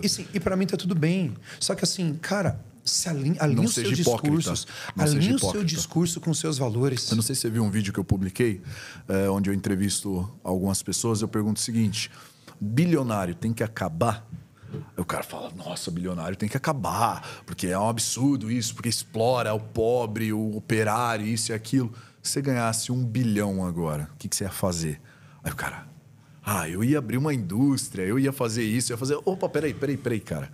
Você fala que o cara que construiu o capital dele, ou que seja herdeiro, foda-se, velho. Alguém teve que construir aquilo ali. Ninguém recebeu de mão beijada. Alguém trabalhou naquela família e teve que construir aquilo ali. E alguém tem que manter aquilo ali. Porque, porra, dinheiro na mão de uma pessoa fraca, aquilo ali vai embora em algum momento. Né? Tudo bem, daí falam assim, porra, mas 1 bilhão é difícil demais de gastar isso, aquilo. Tudo bem, cara. Mas independente de qualquer coisa, aquilo ali tem um dono. E houve uma produção por trás daquilo. E você também gostaria de ter. Porque o dinheiro ele te promove conforto, ele te promove segurança, ele te promove liberdade. E é tudo que o ser humano busca. E aí o camarada ele fala assim, porra, mas se eu tivesse, eu ia fazer isso e aquilo. Aí eu digo, porra, isso tem um vídeo gravado. Mas você não pode, cara, porque você fala que o outro não pode. Por que você pode? Ah, não, mas aí faz igual aquele Igão lá do Flow, né? É Flow ou não? Qual que é o nome do podcast lá? Pode pá. O cara fala assim, mas bilionário tem que acabar, e não sei o quê. Os caras falam, mas por quê? Você também tem dinheiro. O cara fala, não, mas o meu dinheiro é meu. Então, mas e o do cara é de quem, porra? Eu vejo nos seus vídeos que, cara, as pessoas respondem de forma automática, sem nem pensar e sem a capacidade de ouvir o que elas estão dizendo para você. São tal dos códigos, né? Que o Pablo fala demais, a pessoa já instala aquilo ali na cabeça. Na história do nosso país, a cultura, a educação e a arte têm alienado a mente das pessoas. O que é alienação? O que é um carro alienado? O cara financia um carro, ele vai lá dar uma entrada ou não, e ele faz um parcelamento com o banco. Aí esse cara, ele chega com o carro dele, você fala, fulano chegou com o carro dele. Ele coloca a música para ouvir no carro dele. Ele fala, esse aqui é o meu carro. Só que quando você vai olhar no documento, o documento não está no nome dele, o documento está no nome do banco. O que é alienação? Alienação é quando a pessoa parece que tem uma vida, parece que ela toma decisões, parece que ela tem uma opinião, mas na verdade ela não tem uma vida. Ela está alienada à vida de um sistema e ela é um fantoche de tudo isso que a gente vem vendo por aí. É pura alienação. Exatamente, ela está empenhada, toda a vida dela está empenhada ela na mão não é capaz de ouvir o que ela diz para você. Né? É verdade, e as pessoas elas respondem algo já embasado em alguma coisa que ela ouviu em algum momento, que foi colocado na cabeça dela, às vezes é inconsciente, às vezes não, a maior parte do tempo é inconsciente. Nós somos assim, o ser humano é assim, né? Nós somos frutos daquilo que a gente se alimenta todo dia, que a gente treina o nosso cérebro. O cérebro, eu vejo isso, que é altamente treinável, a gente consegue mudar a forma da gente pensar, só que muitas vezes até por falta de sabedoria, de conhecimento, da instrução chegar até essa pessoa, a mensagem chegar até essa pessoa, ela replica aquilo que ela ouve no trabalho, na escola, na família, e a tendência é a pobreza. Eu não estou falando de dinheiro, é o pensamento pobre, de que o outro não pode ter dinheiro. Você volta lá naquela questão que eu até te perguntei, você achava isso também? Tinha essa crença de que o dinheiro corrompe, de que o dinheiro é uma coisa ruim, de que quem tem dinheiro, o cara ele precisou passar a perna em alguém, ele precisou ser desonesto em algum momento. Todas essas crenças, cara, eu percebo que ela é muito enraizada no Brasil, de uma forma extremamente negativa e cria robôs. As pessoas, elas têm esse pensamento. Aí, quando a gente fala de dinheiro, por exemplo, aí o cara, ele pensa, pô, o dinheiro ia me trazer conforto, o dinheiro ele ia me trazer segurança, ele ia me trazer uma vida melhor. E aí ele pensa no aspecto vida dele. E aí, quando você fala do aspecto técnico para ele ganhar esse dinheiro, aí você vai ter que empreender, aí você vai ter que, gerar oportunidade, você vai ter que fazer isso, isso e aquilo. Aí, esse sistema é criminalizado. Que é onde você entra, que é no setor do empreendedorismo, que é no setor, de repente, o treinamento de pessoas, enfim. E é muito complicado. Como que você acha que a gente muda isso, cara? Como que você acha que a gente vira essa chave e implementa novas ideias e começa, assim, um trabalho de longo prazo? Tem um termo que eu tenho usado muito, que é o seguinte: controle o que as pessoas pensam e você nunca mais vai precisar controlar o que elas fazem. Vou repetir. Controle o que as pessoas pensam e nunca mais você vai precisar controlar o que elas fazem. A grande questão é uma desalienação da mente. A gente precisa vir com informações de qualidade, com informações sérias, com informações verdadeiras. A gente precisa contar um pouco mais de verdades diante das mentiras que tem contado. A gente precisa trazer um pouco mais de luz sobre essas trevas que tem contado, sobre essa alienação. Talvez não seja rápido. O brasileiro é um povo bom, cara. Só que a gente precisa de informação. Tem que parar de comprar as pessoas. Tem que parar de fazer as pessoas serem independentes. E o que a gente mais está vendo aí é um sistema tornando o povo cada vez mais dependente. É bolsa de tudo quanto é coisa. É bolsa que o cara não pode procurar um emprego, senão ele perde a bolsa. E cada dia mais o povo está nisso. A gente precisa de gente boa falando. A gente precisa de mais Vitor Ruiz, a gente precisa de mais André, a gente precisa de cada um de vocês que está em casa. Começa pela tua casa, você não precisa ter uma empresa. Cara, começa a trazer para os seus filhos o que são valores, o que é uma família, o que é um casamento, o que é prosperidade, que ele tem o direito de sonhar, que ele pode conquistar o que ele quiser, que ele pode, sabe, que ele pode ser feliz na vida dele. Depois disso, você tem um pouco de influência, você tem uma empresa, seus colaboradores, com seus amigos, sabe? Começa a se envolver com essas coisas, porque se cada um de nós fizer um pouquinho mais, com um pouco de tempo a gente melhora o nosso país. Com certeza. Não fique esperando a próxima eleição para numa urna eletrônica que eu vou lá em 10 minutos, eu voto em alguém, viro as costas e volto para minha vida. Não vai de jeito nenhum. A sua vida ela vai ser mudada por você mesmo, cara. Você é o único responsável por todo o seu destino. E quando você entende isso, cara, você tira essa questão da esperança num governo, disso, daquilo, cara. Porque pode ser o governo de direita, pode ser o governo de esquerda, pode ser o melhor governo do mundo ou o pior governo do mundo. A real é que o seu destino, quem vai moldar é você. Isso. E a forma que você enxerga o mundo é que vai fazer toda a diferença, porque às vezes você está inserido num país próspero, numa nação rica, e você, por não pensar de forma positiva, por não enxergar as oportunidades, você acaba sendo uma pessoa impróspera, uma pessoa improdutiva, uma pessoa pobre espiritualmente e fisicamente. Eu vejo muito isso. Eu queria saber de você, André, o que você faria se você sentasse na cadeira da presidência do Brasil? Quais seriam os principais pilares que você trabalharia? Você tem algum projeto que você fala assim, pô, independente de Constituição, vamos ignorar a Constituição agora, assim, de maneira rasa, para falar assim, porra, eu faria o projeto tal. Sim. Confesso que nunca me fizeram essa pergunta aqui, hein? É algo para você pensar mesmo. Mas assim, bom, primeira coisa, né? Sozinho a gente não faz nada relevante na vida. Primeira coisa que eu faria é quem é a equipe que vai conduzir isso daqui junto comigo? São pessoas, sempre é sobre pessoas. Quem são as pessoas mais capacitadas? Eu não sou o melhor em tudo na minha empresa. Eu tenho pessoas que são melhores do que eu em vários aspectos na minha empresa. Então, a primeira coisa que eu faria é quem são as pessoas que são melhores do que eu em vários aspectos? Essa é a grande questão. Segundo, a educação transforma a pessoa, a educação transforma o indivíduo. Eu ia investir muito tempo, muita energia e muito dinheiro em educação de qualidade, em educação desalienada, educação que constrói valores, educação que constrói o indivíduo, dando para ele justamente essa liberdade de mente. Porque a primeira prisão que a gente tem que liberar ao nosso povo não é só a comida, é importante o social, é importante dar ali a comida, dar a cesta básica, dar a bolsa A ou a bolsa B, também faz parte. Mas a gente precisa libertar a mente dessa galera. Tem que ser temporário. Né? Exatamente. É uma provisão. Não é uma provisão, não é permanente. Exato. Eu ia fazer um trabalho extraordinário em educação. Eu sou de educação, não é? Então eu sou suspeito para poder falar disso. Eu sou de educação. Outra coisa, sempre que eu quero fazer alguma coisa nova ou algo que eu não tenha feito, a minha pergunta é: quem já fez antes de mim e quem faz isso melhor do que eu? Eu vou aprender. Para buscar referência. Quais são os maiores cases mundiais nos ministérios, na cultura, na economia, na educação, na saúde? E eu ia identificar quais são as melhores práticas a serem aplicadas. E, obviamente, eu ia implantar meritocracia. Porque, na minha opinião, política não é uma profissão. Política é uma ferramenta de transformação social e deveria estar atrelada a uma missão de vida. Você acha que todo governante público tinha que ser um empreendedor?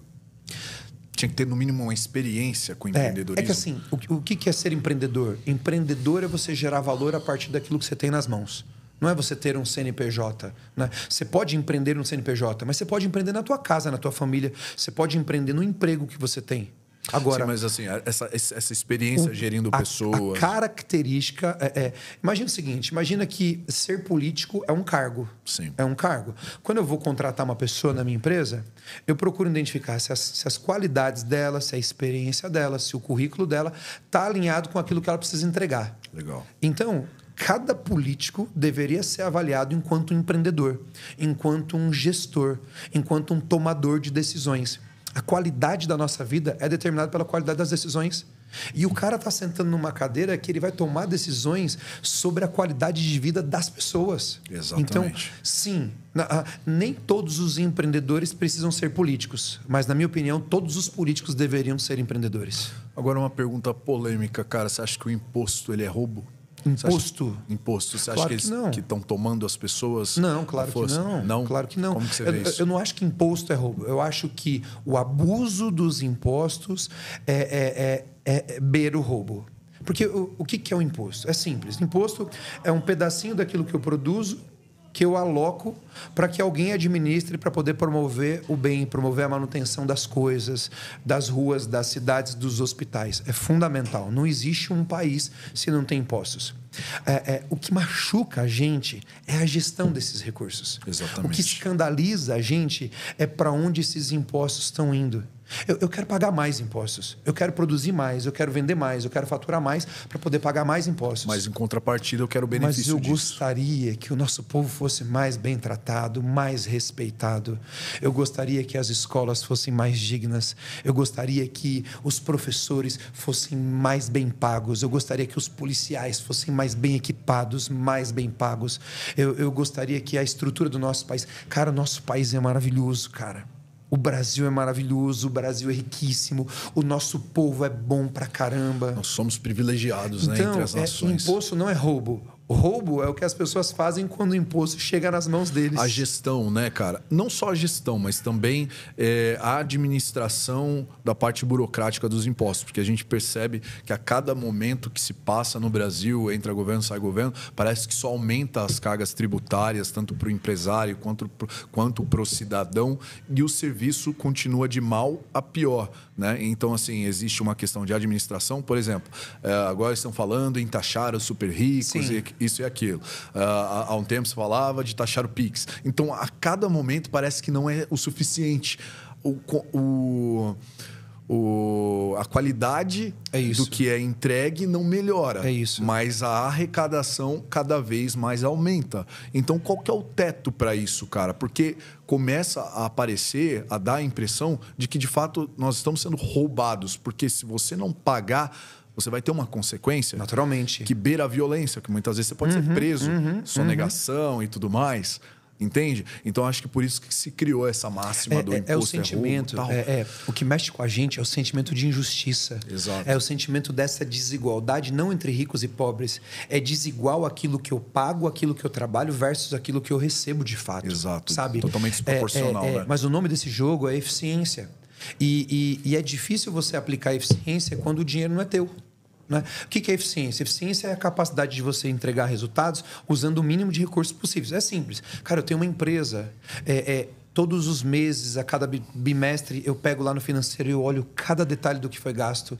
Eu olho o que a gente pagou de água, eu olho quanto a gente comprou de papel, eu olho quanto a gente está pagando de sistema, eu olho o que a gente está gastando e eu procuro o tempo todo na minha mente, cara, como é que eu posso produzir mais? Como é que eu entrego mais valor para o meu cliente gastando um pouco menos? Como é que eu gero mais benefícios para meus colaboradores tentando gastar um pouco menos? Como é que eu qualifico mais o meu colaborador para ele poder entregar um pouco mais de resultados?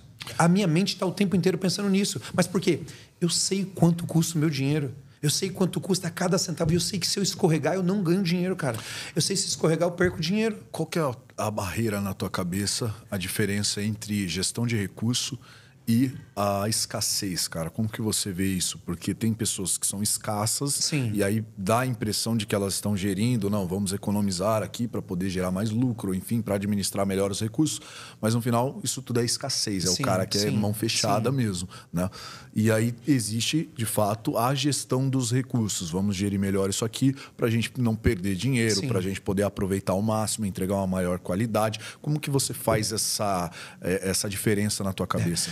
A gestão é uma prática. A escassez é uma emoção. Prática é eu planejo, eu identifico oportunidades, eu tomo decisões. Emoção é eu tenho medo de perder, eu tenho medo de ser rejeitado, eu tenho medo de não ser bom o suficiente e eu tenho medo do que isso pode acontecer. Quando eu tomo uma decisão baseada em medo, eu gero escassez. Quando eu tomo uma decisão ou eu me movo com base no medo, eu estou servindo a um senhor diferente. Né? A Bíblia diz que não dá para servir a dois senhores. O único lugar na Bíblia que Deus se coloca numa posição e se compara com outro Deus é quando fala sobre o dinheiro. Então, não é o dinheiro. Se eu pegar uma nota de R$100 aqui, ela não tem poder nenhum, a não ser o poder de comprar alguma coisa ali. Só que a escassez é quando eu coloco meu coração no dinheiro e coloco meu coração no medo da perda. Você já foi um cara escasso ou não? Hã? Você já foi um cara escasso? Algumas vezes e provavelmente a maior parte da minha vida. Porque eu tinha medo de perder. Eu tinha medo de não ser bom o suficiente. Eu tinha medo de faltar. E aí eu ficava... E a escassez não é só quando você quando você economiza demais. Não é você ser muquirana. A escassez é quando você serve ao dinheiro com o seu sentimento. É quando você briga com a tua esposa por causa do dinheiro. E quando você deixa de tomar uma decisão. Quando você rompeu essa barreira da escassez na tua vida? Quando a gente entende que a fonte é inesgotável. Quando eu entendo que o poder não está no dinheiro, o poder está na produção. Quando eu entendo que eu não preciso ter medo de faltar enquanto eu tenho capacidade de gerar. Isso virou uma chave na minha cabeça. Isso mudou completamente. Repete essa frase. Eu não tenho medo de faltar enquanto eu tenho capacidade de gerar. Eu não tenho medo de faltar enquanto eu tenho capacidade de gerar. Porque as crises vão acontecer. A vida não é perfeita e eu tenho problemas e eu não acho que é fácil. Né? Uma empresa não se constrói numa live na internet nem em cima de um palco. Uma empresa se constrói nos bastidores, no dia a dia, onde não tem ninguém vendo. Só que a grande questão a partir disso é que as crises vão acontecer. Só que mais importante do que a crise que vem, como eu estou preparado para poder lidar com elas. Legal. Então, isso muda o jogo. Agora, o sentimento de escassez, quando a gente vem de uma situação pobre de verdade, quando a gente é doutrinado no meio de tudo isso, não é fácil. Não é fácil. É verdade. E, sinceramente, eu estou o tempo todo aprendendo. Eu estou o tempo todo vencendo. Um dia perguntaram, André... processo. Um dia perguntaram, André, e em que você é formado? Eu falei, eu não sou formado em nada. Pô, mas e a faculdade? E os cursos? Eu falei, não, estou me formando todos os dias numa pessoa um pouco melhor. Perguntaram para mim esse ano aqui, qual o seu maior desafio para 2025? Eu falei, me transformar num empresário que a minha empresa precisa e no pai que a minha família merece. Porque eu não estou pronto ainda. É uma forja diária, né, cara? André, você não tem medo? O tempo todo. Um dia perguntaram para mim, André, você não tem medo de quebrar? Eu sempre digo o seguinte, o empresário que não tem medo de quebrar é porque ele não está empreendendo no tamanho que ele deveria. Sabe? Tá confortável, né? Você entende? Então, assim, tem medo. Né? Você já pensou em desistir? Algumas vezes. Já tentei desistir. Né? Só nunca pensou em desistir quem nunca fez algo relevante. Que é pesado, cara. Qual é o teu grande objetivo com tudo isso que você está fazendo, agora, cara? Com esse posicionamento na internet, com essa revolução que você pretende fazer? Porque o nome é muito forte, né? Quando a gente fala de revolução, a gente fala de mexer nas estruturas do sistema, de confronto, de conflito, enfim. E eu acredito, conversando com você, de que, de fato, essa é a sua ideia. Qual que é o grande objetivo final que você enxerga para isso? Eu creio numa transformação que o mundo precisa e essa transformação vem por meio dos empresários. Meu versículo preferido da Bíblia é Romanos 12:2.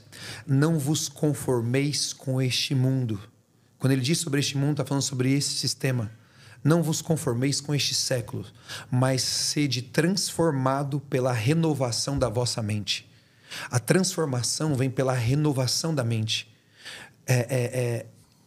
Meu grande objetivo com a Revolução Empresarial é angariar empresários e empreendedores que se reconhecem como líderes da própria empresa e se levantem para poder fazer a diferença nas suas famílias, nas suas casas e na sociedade. Meu objetivo é que a gente levante empresários comprometidos com uma causa para que, de fato, fique no mundo alguma coisa muito maior do que o faturamento da minha empresa. Alguma coisa muito maior do que os meus vídeos na internet. O mundo precisa dessa transformação. Esse inconformismo de Romanos 12:2 nunca foi tão necessário.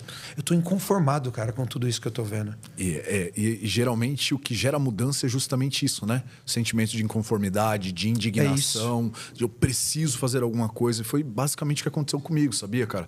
No dia que teve a apuração das eleições de 2022 e que o nosso presidente atual do Brasil, venceu as eleições, eu senti algo, cara, que eu nunca tinha sentido em toda a minha vida. Foi um sentimento, assim, de luto pesado, mas eu sabia que eu não tinha perdido ninguém.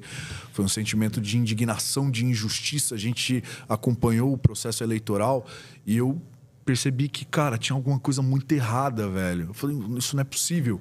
Naquele mesmo dia, eu tomei uma atitude olhando para mim como um agente de mudança, mesmo sem ter nada. Eu não tinha milhões de seguidores, eu não tinha nome, fama ou qualquer coisa do tipo, mas eu tinha esse sentimento.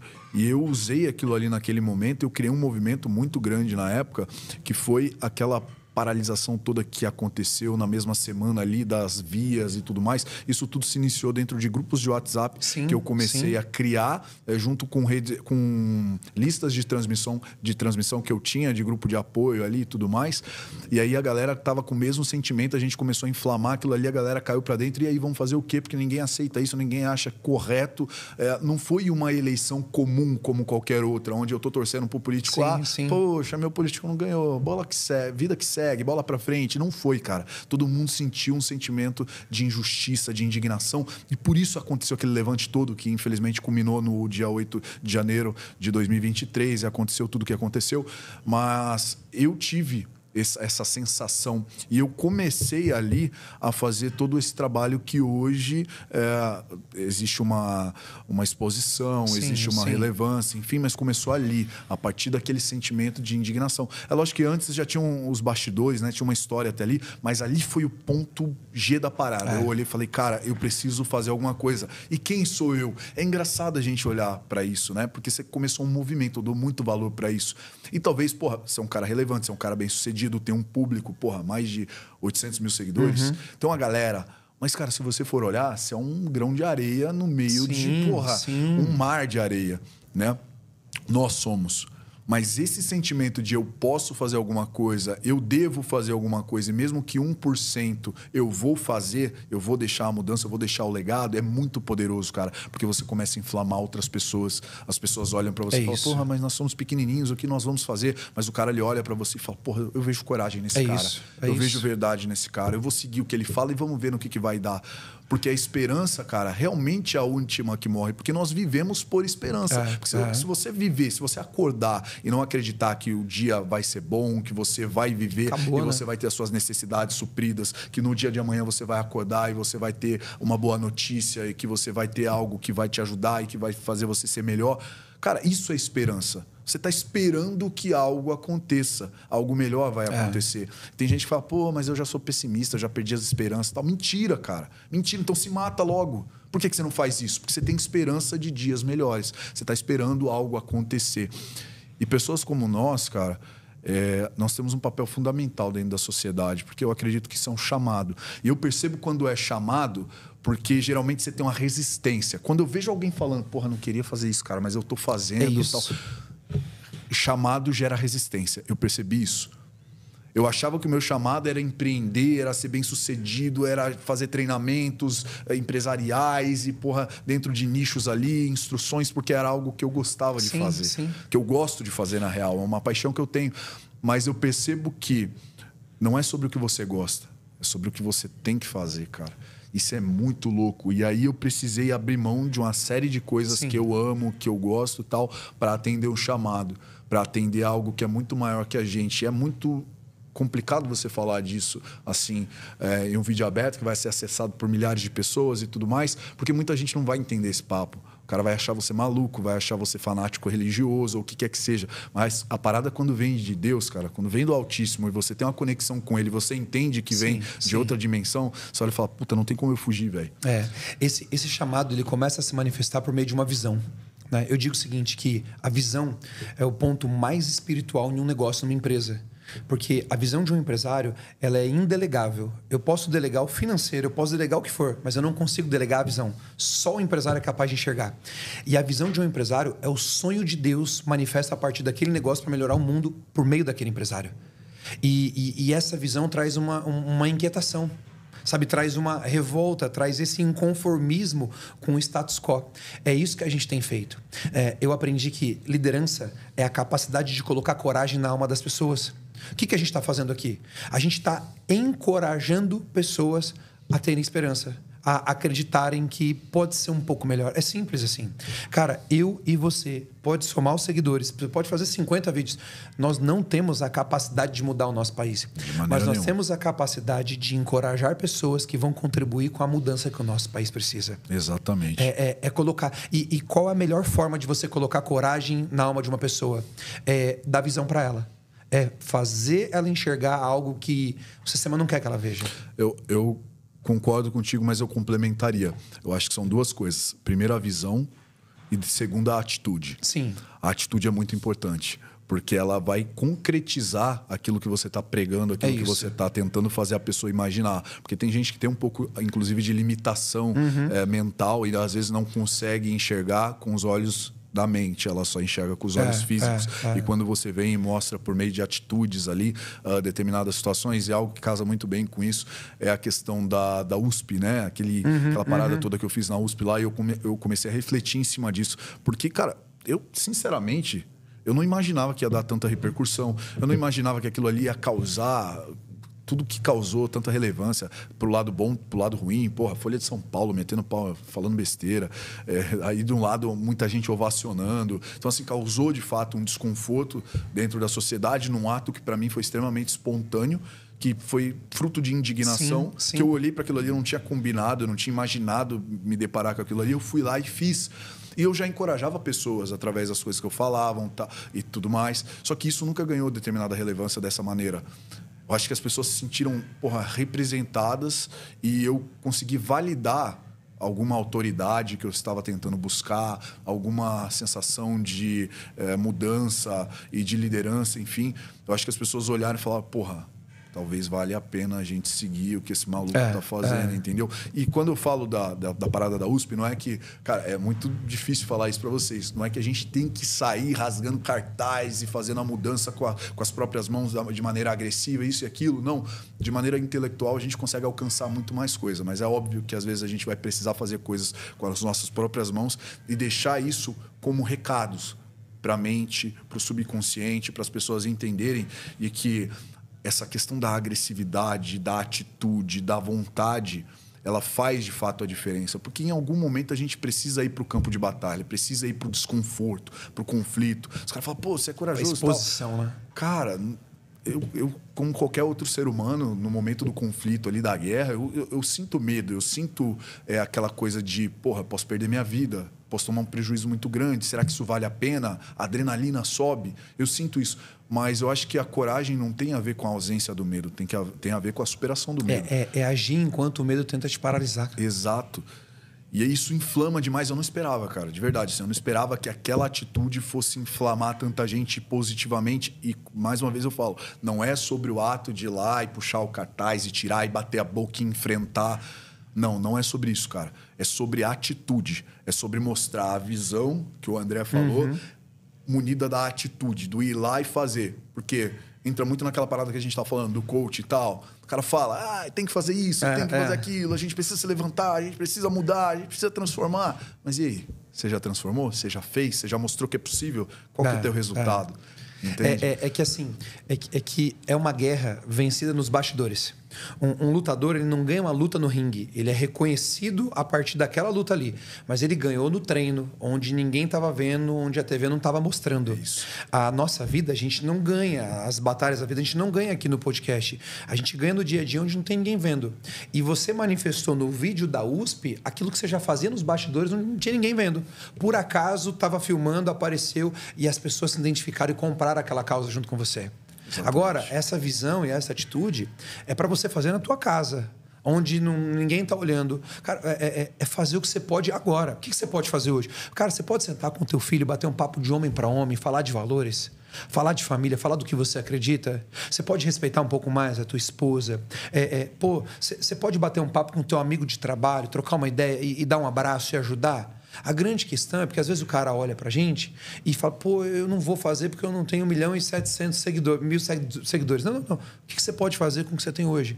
que você pode fazer com 10 mil seguidores? Exato. 5 mil? O que você pode fazer sem seguidor de nenhum? Trabalho, que seja, cara. Essa é a grande questão. É fazer o melhor com o que a gente tem nas mãos hoje.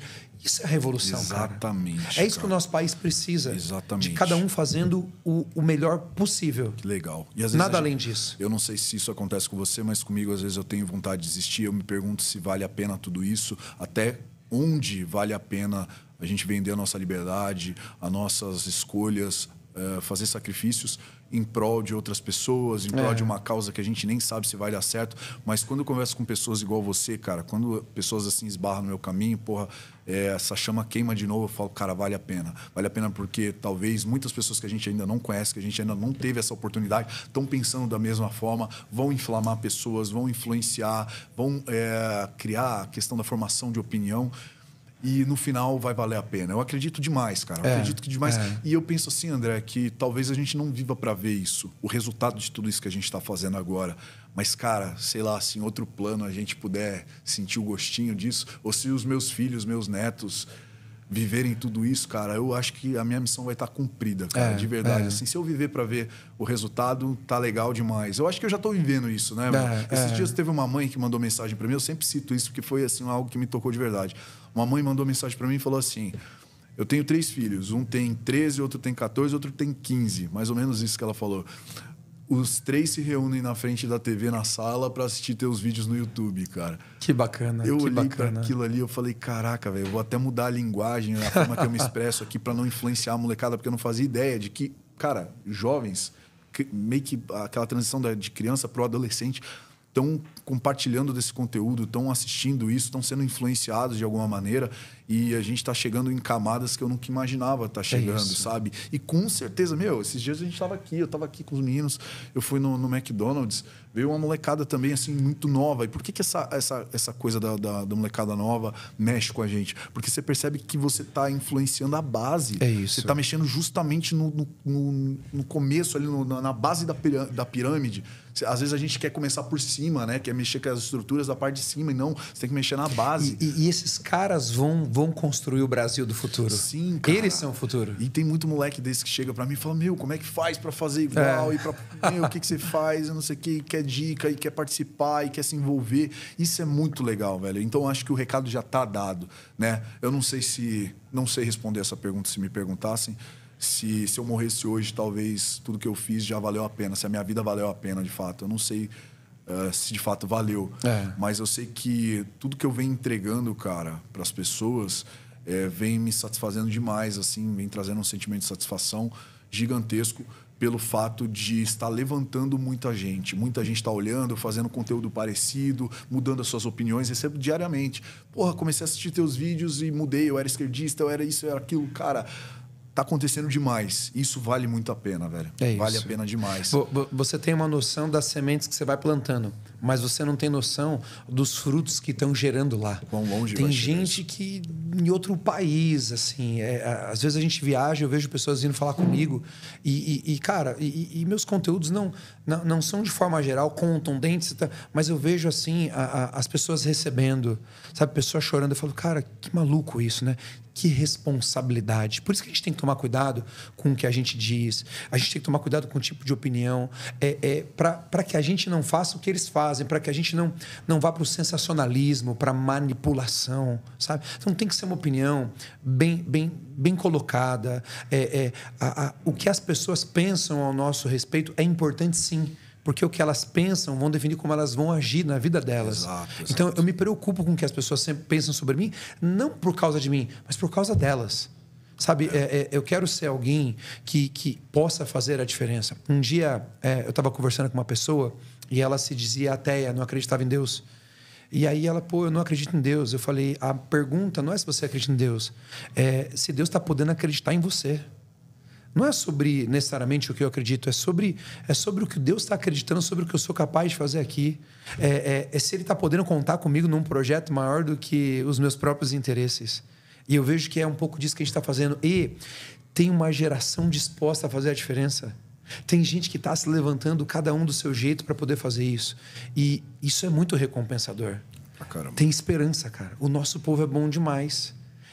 Só precisa de algumas pessoas puxando essa fila. É verdade. Puxando essa fila. Quando a missão é poderosa, os missionários serão atraídos. Felizmente, essa parte é difícil, né, irmão? É complicado, porque a gente tá lutando uma batalha que é quase impossível de ganhar, porque você tá contra todo o sistema, você tá contra quem tem o recurso na mão, as ferramentas de influência. E aí, se você não tiver uma resiliência, se você não tiver uma mente muito bem trabalhada, cara, você desiste. Você olha para todo esse monstro, sabe aquela luta de Davi e Golias? Ser engolido, você né? olha e fala, meu, tu não tem condição nenhuma de ganhar, cara. Mas é aí que a gente separa os homens dos meninos. E é por isso que eu bato tanto na tecla, cara, puxando esse gancho da questão da masculinidade. Às vezes eu falo isso para algumas pessoas, a galera acha que é banalização, que tem a ver com red pill, essas porcariadas todas. Não tem nada a ver com isso. Quando a gente fala de masculinidade, a gente fala da base da sociedade. A gente fala do que há de mais importante para as coisas serem como elas são, para os trabalhos ocorrerem da forma que são, para a gente ter a nossa nação protegida, para a gente ter atitudes. Sim, sim. Então, hoje, o que eu percebo são homens cada vez mais covardes, cada vez mais afugentados da realidade, né? E a gente pode dar o exemplo das drogas nesse sentido, né? O cara querendo fugir a todo momento do que está acontecendo, dos problemas, das responsabilidades. A gente vê pessoas que dão preferência em formar família com animais. Nada contra animais, eu tenho vários em casa, mas eu também tenho filhos físicos que dão trabalho, que dão gastos, que choram à noite e que precisam de médico às vezes, e dá todo o trabalho e o senso de responsabilidade que um homem precisa para ser produtivo na sociedade e para contribuir para o crescimento da nação. Sim, sim. Você imagina, eu não estou falando que o que eu faço na minha casa, isoladamente, é o que de fato vai ser produtivo para uma nação, mas o que todos os homens dessa nação fazem. E quando eu falo homens, eu falo das mulheres também. Dentro de cada limitação, nós temos que sermos cada vez mais austeros, mais corajosos, temos atitude para mudar e fazer as coisas. E o que eu venho percebendo, cara, é que essas ideologias nefastas, elas vêm querendo arrancar essa essência, principalmente do homem, da figura do homem. Precisamos destruir isso. É uma publicidade maldosa, né? Cara, é quase não, é uma agenda espiritual maligna. Porque é o seguinte, quando você compromete os papéis, você compromete a família. A base da família não é a política. A base da família não são as empresas. A base da sociedade não é a política. A base da sociedade não são as empresas. A base da sociedade é a família. É a família. Então, essa publicidade maldosa e rancorosa de feminismo ou masculinismo, sei lá como é que fala isso, esse é o grande problema. Exato. A carência de homens na sociedade fez as mulheres saírem para poder conquistar, para trabalhar. Cara, e as mulheres pagam um preço, sabe? A maior parte de quem trabalha comigo são mulheres. E eu vejo as mulheres chegam cedo, elas entregam, elas trabalham, elas se dedicam. Aí essa mulher vai chegar na casa dela, vai fazer comida, muitas vão precisar lavar roupa, muitas vão precisar fazer outras coisas e a mulher vai pagando esse preço. Por quê?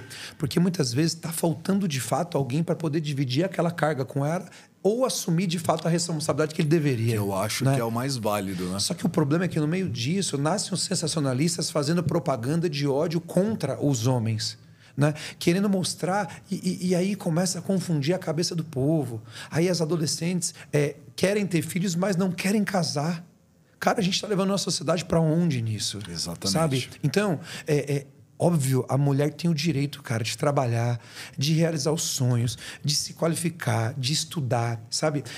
As mulheres vêm ocupando cada vez mais cargos de liderança e o mundo precisa de uma liderança sensível, de uma liderança intuitiva, sabe? De uma liderança... E isso é fundamental. Claro. Né? Agora, o seguinte, isso não exime o homem de fazer o papel dele de supridor, o papel de responsabilidade dentro de casa, o papel de cuidar. E essa é a grande geração. O feminismo está promovendo mulheres fortes e homens fracos. Não é uma disputa de sexos. Não é, cara. E na realidade é o contrário, né? Eu acho que todo homem, de verdade, ele tem o senso de proteção e de colocar a mulher não atrás, não é que é atrás porque eu sou superior, mas atrás porque eu sou o protetor. Eu sou o protetor. Eu sou o cuidador, eu sou o cara que vai suprir, eu sou o cara que vai prover, eu sou o cara que não vai deixar nada acontecer, entende? Eu acho que esse é o sentimento. E aí surgiram alguns movimentos, algumas ideologias malditas, malignas nesse sentido, de que desvirtuam esse sentimento de proteção, de provisão, para um sentimento de exclusão, de vaidade, de superioridade, né? E de fato existem também. A gente não pode excluir que existe homem errado. Sim, naturalmente. Tem homens e mulheres errados, mas a gente precisa falar do geral, da maioria. Nós vemos homens todos os dias se sacrificando as suas vidas. Pô, eu mesmo me envolvi numa confusão esses dias atrás. Chega a te contar, né? Publiquei na rede social, inclusive. A gente presenciou uma agressão de uma mulher ali, né? Transsexual, enfim. E a nossa atitude de primeira mão foi ir lá e entrar no meio do problema, sem querer saber se o cara estava armado, se o cara era perigoso, se o cara ia confrontar a gente. Nos metemos no problema de outro para sanar uma injustiça. Por quê? Porque ali havia um sexo feminino mais frágil em tese, né? Fisicamente desprovido ali daquela questão de poder se defender. Colocamos no meio do problema para resolver o problema. Essa parada de resolver o problema é do homem, é do instinto da testosterona, é fisiológico e espiritual, cara. A gente tem esse instinto da agressividade bem canalizada, ela vai fazer com que a sociedade ela seja mais próspera, seja mais protegida. O homem ele tem que ter isso em mente, porque a gente percebe que cada vez mais são colocados elementos, são descidos elementos goela abaixo na sociedade para que isso diminua e aí comecem os conflitos e aí comece a falta de tudo isso. Sim.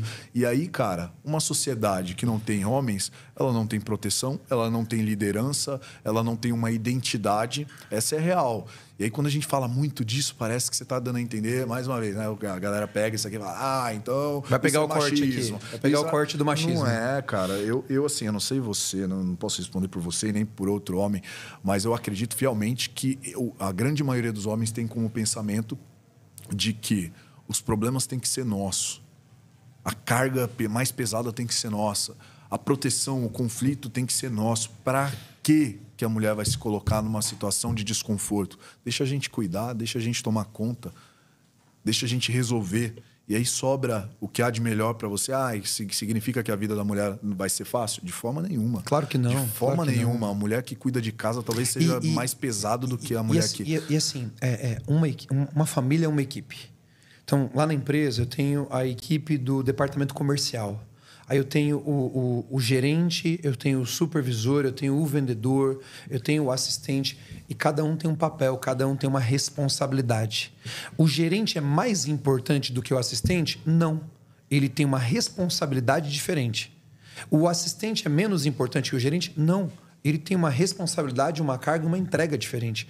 Mas eles precisam estar juntos, que eles têm que se complementar. Se complementar. As peças de um quebra-cabeça se complementam porque elas são diferentes. Quando eu olho para uma família, é uma equipe. Cada um tem uma responsabilidade, cada um tem um papel, cada um tem uma fisionomia, cada um tem uma entrega e cada um precisa suprir aquela família do jeito que precisa.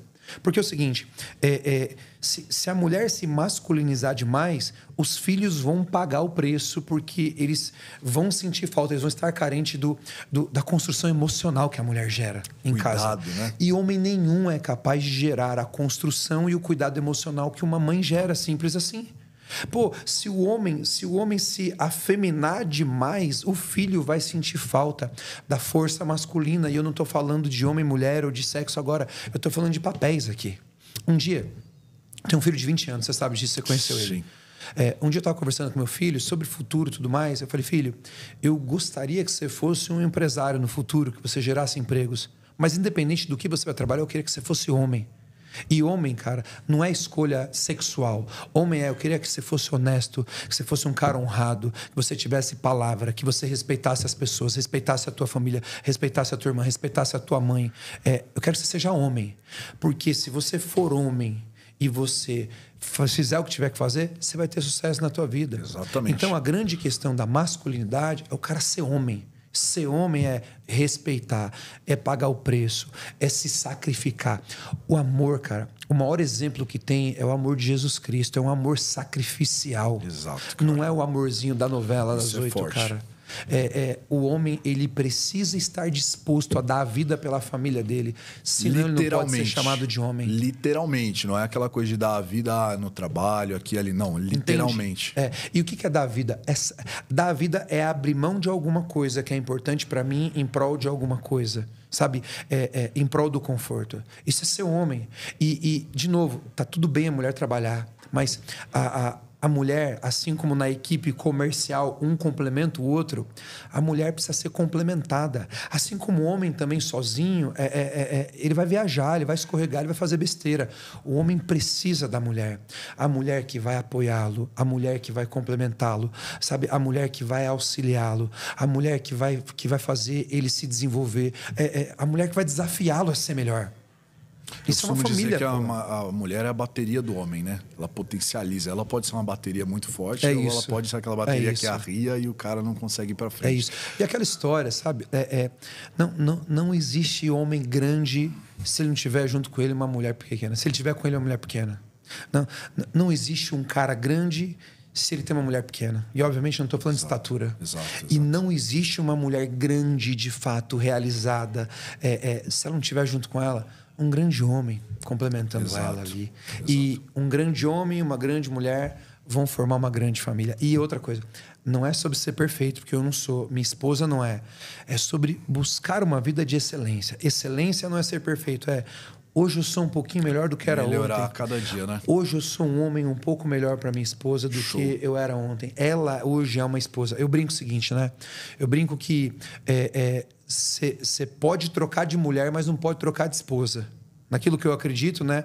A esposa é para a vida inteira, mas a mulher tem que trocar. Como assim, André? Calma, gente. Espera aí para não pegar esse corte errado aqui. A minha esposa é uma mulher completamente diferente do que ela era quando eu casei com ela. Ela é muito mais sábia, muito mais bonita, muito mais preparada, sabe? Muito melhor do que ela era. Ela não é a mesma mulher. Você não está falando isso porque ela está aqui, não, né? É claro que eu também estou falando isso, que ela está aqui. Eu já quero dar uma garantida aqui. É claro que eu estou falando isso, mas entenda uma coisa. Eu não posso ser a mesma pessoa que eu era. Os meus valores não mudam. Existem coisas que são imutáveis. É tão importante quanto saber mudar ou saber manter. Só que, cara, eu preciso ser um homem melhor. Se eu estou com a minha esposa hoje e eu sou o mesmo homem que eu era quando eu casei com ela, tem alguma coisa errada com a minha vida. Ano que vem eu preciso ser um pouquinho melhor do que eu estou sendo agora. Exato. Né? E aí a gente vai melhorando, vai construindo nossa família, vai melhorando nossa empresa, nosso trabalho e vai melhorando o ambiente que a gente está inserido. Cara. Se não for assim, não faz sentido a vida, né, cara? Eu acredito que Deus... O sistema que Deus criou, a natureza, é tudo perfeito. Funciona de forma perfeita. Onde começam os problemas? Quando o ser humano tenta deturpar a natureza. Quando ele tenta ir na contramão da natureza e tentar fazer da sua própria maneira e tentar brincar de Deus. As coisas não funcionam. Não funciona. E não tem a ver com perfeição, tem a ver com excelência. Como você comentou, já caminhando aqui pro final, André, eu queria te agradecer, cara, porque você deu aula aqui hoje. Eu não esperava. Que bacana. Que a gente conversou ontem, que né? Bacana, né? Não, pra caralho. A gente conversou ontem bastante até e não foi como hoje, né? Eu acredito que foi um momento, sim, preparado mesmo para a gente poder não só se conhecer melhor, estreitar os nossos laços e aprender talvez alguma coisa um com o outro, mas também para quem está assistindo isso, eu acredito que essa mensagem ela vai alcançar muita gente. Você é um cara que eu acredito tem uma missão grande, né? Talvez tudo que você fez hoje não valeu de nada perto do que você tem para alcançar. Eu acredito fielmente nisso e espero poder contribuir alguma coisa na sua jornada, que a gente possa crescer. E só agradecer, irmão. Agradecer pela tua presença. Tamo junto demais. Deixa um recado aí, cara. Primeiro conte comigo, né, nesse movimento aqui. Você que está aqui junto com a gente, vai lá no Instagram, @André Menezes, Menezes com Z ali. Se fizer sentido para você, curte e compartilha com mais gente para essa mensagem chegar em um monte de gente todos os dias, conteúdo novinho ali para você. E o grande propósito é fazer a sua vida um pouco melhor. Eu finalizo com uma história que eu gosto muito, né? Uns anos atrás, eu comecei a praticar corrida, eu queria melhorar a forma física, não estava com muito saco para ir para academia, e eu comecei a gostar de corrida. Eu comecei a correr aquelas provas de 5 quilômetros, aí ganhava medalha, 10 quilômetros, aí eu me desafiei. Falei, vou fazer uma meia maratona. Me inscrevi na meia maratona de São Paulo, 21 quilômetros, comecei a treinar. Na intensidade do treino, eu acabei machucando o joelho, tensão iliotibial, inflamava o joelho, longa. Aí eu falei, quer saber, eu vou fazer o que eu posso. Eu busquei personal trainer, fui fazer fortalecimento, tomei remédio, fisioterapia, e o joelho começou a melhorar. Eu voltei aos treinos, ia dar tempo. Aí eu falei, cara, eu tava bem ali, faltando uma semana para a corrida, o joelho inflamou de novo num treino. Eu fui fazer um treino de 17 quilômetros, o joelho inflamou. Caraca. Não ia dar mais tempo. Aí eu falei, cara, quer saber?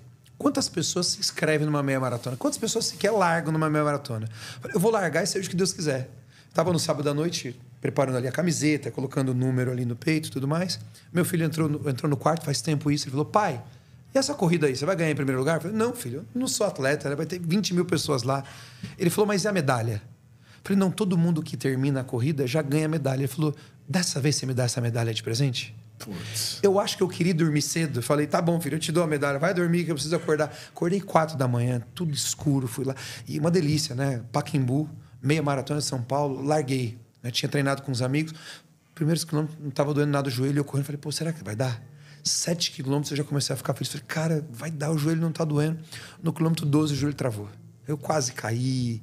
Os amigos tentando Eu falei, cara, termina a prova lá, eu vou pegar um Uber, depois eu vejo. E aí eu estava indo embora e eu comecei a ser bombardeado por um monte de desculpas. Cara, você não é atleta, você não precisa provar mais nada para ninguém, olha o tanto de coisa que você já fez na vida. Só que eu lembrei de uma coisa. Eu tinha prometido para o meu filho que ia dar medalha de presente para ele. E lá em casa nós temos um valor. Nós sempre cumprimos as nossas promessas. Eu não podia decepcionar. Eu não sei como é que eu fiz. Por alguns metros eu pulava num pé só, tentava, parava, colocava gelo, andava um pouquinho, doía, colocava spray, fazia alongamento. Eu não sei como é que eu fiz. Mas 2 horas e 42 minutos depois que eu larguei, eu passei naquela linha de chegada, concluí a meia maratona, peguei aquela medalha e naquela manhã eu coloquei ela no peito dele. Ali eu tive 2 grandes aprendizados. O primeiro deles, as medalhas mais importantes da nossa vida não são as medalhas que a gente põe no nosso peito. São as medalhas que a gente coloca no peito das pessoas que a gente ama. Tem que ser por eles, cara. Segundo aprendizado. Quando você se dispõe a fazer alguma coisa diferente, vão vir as desculpas. A gente é ser humano, não é fácil. Só que no meio das desculpas, você precisa encontrar um motivo que seja maior que a sua melhor desculpa. Eu não sei qual que é o teu motivo. Não sei se são seus sonhos, se é a sua família, se é o teu propósito. Não sei qual é o teu motivo. Mas encontra um motivo que seja maior que a tua melhor desculpa e a gente vai se encontrar lá no topo. É isso aí, meu irmão. Obrigado novamente. Parabéns aí pelo muito trabalho. Obrigado, principalmente para você que nos assistiu até o final aqui. Como eu sempre peço, deixa o like, porque ajuda a gente a entregar essa mensagem que você com certeza gostou, porque você está aqui, né, cara? Então, ajude a entregar essa mensagem para mais pessoas. Se inscreva no nosso canal se você ainda não é um inscrito. E eu te vejo no próximo episódio ou pelas redes. Aí siga o André no Instagram. Qual que é o arroba? @André Menezes. É isso aí. Forte abraço e até a próxima. Valeu!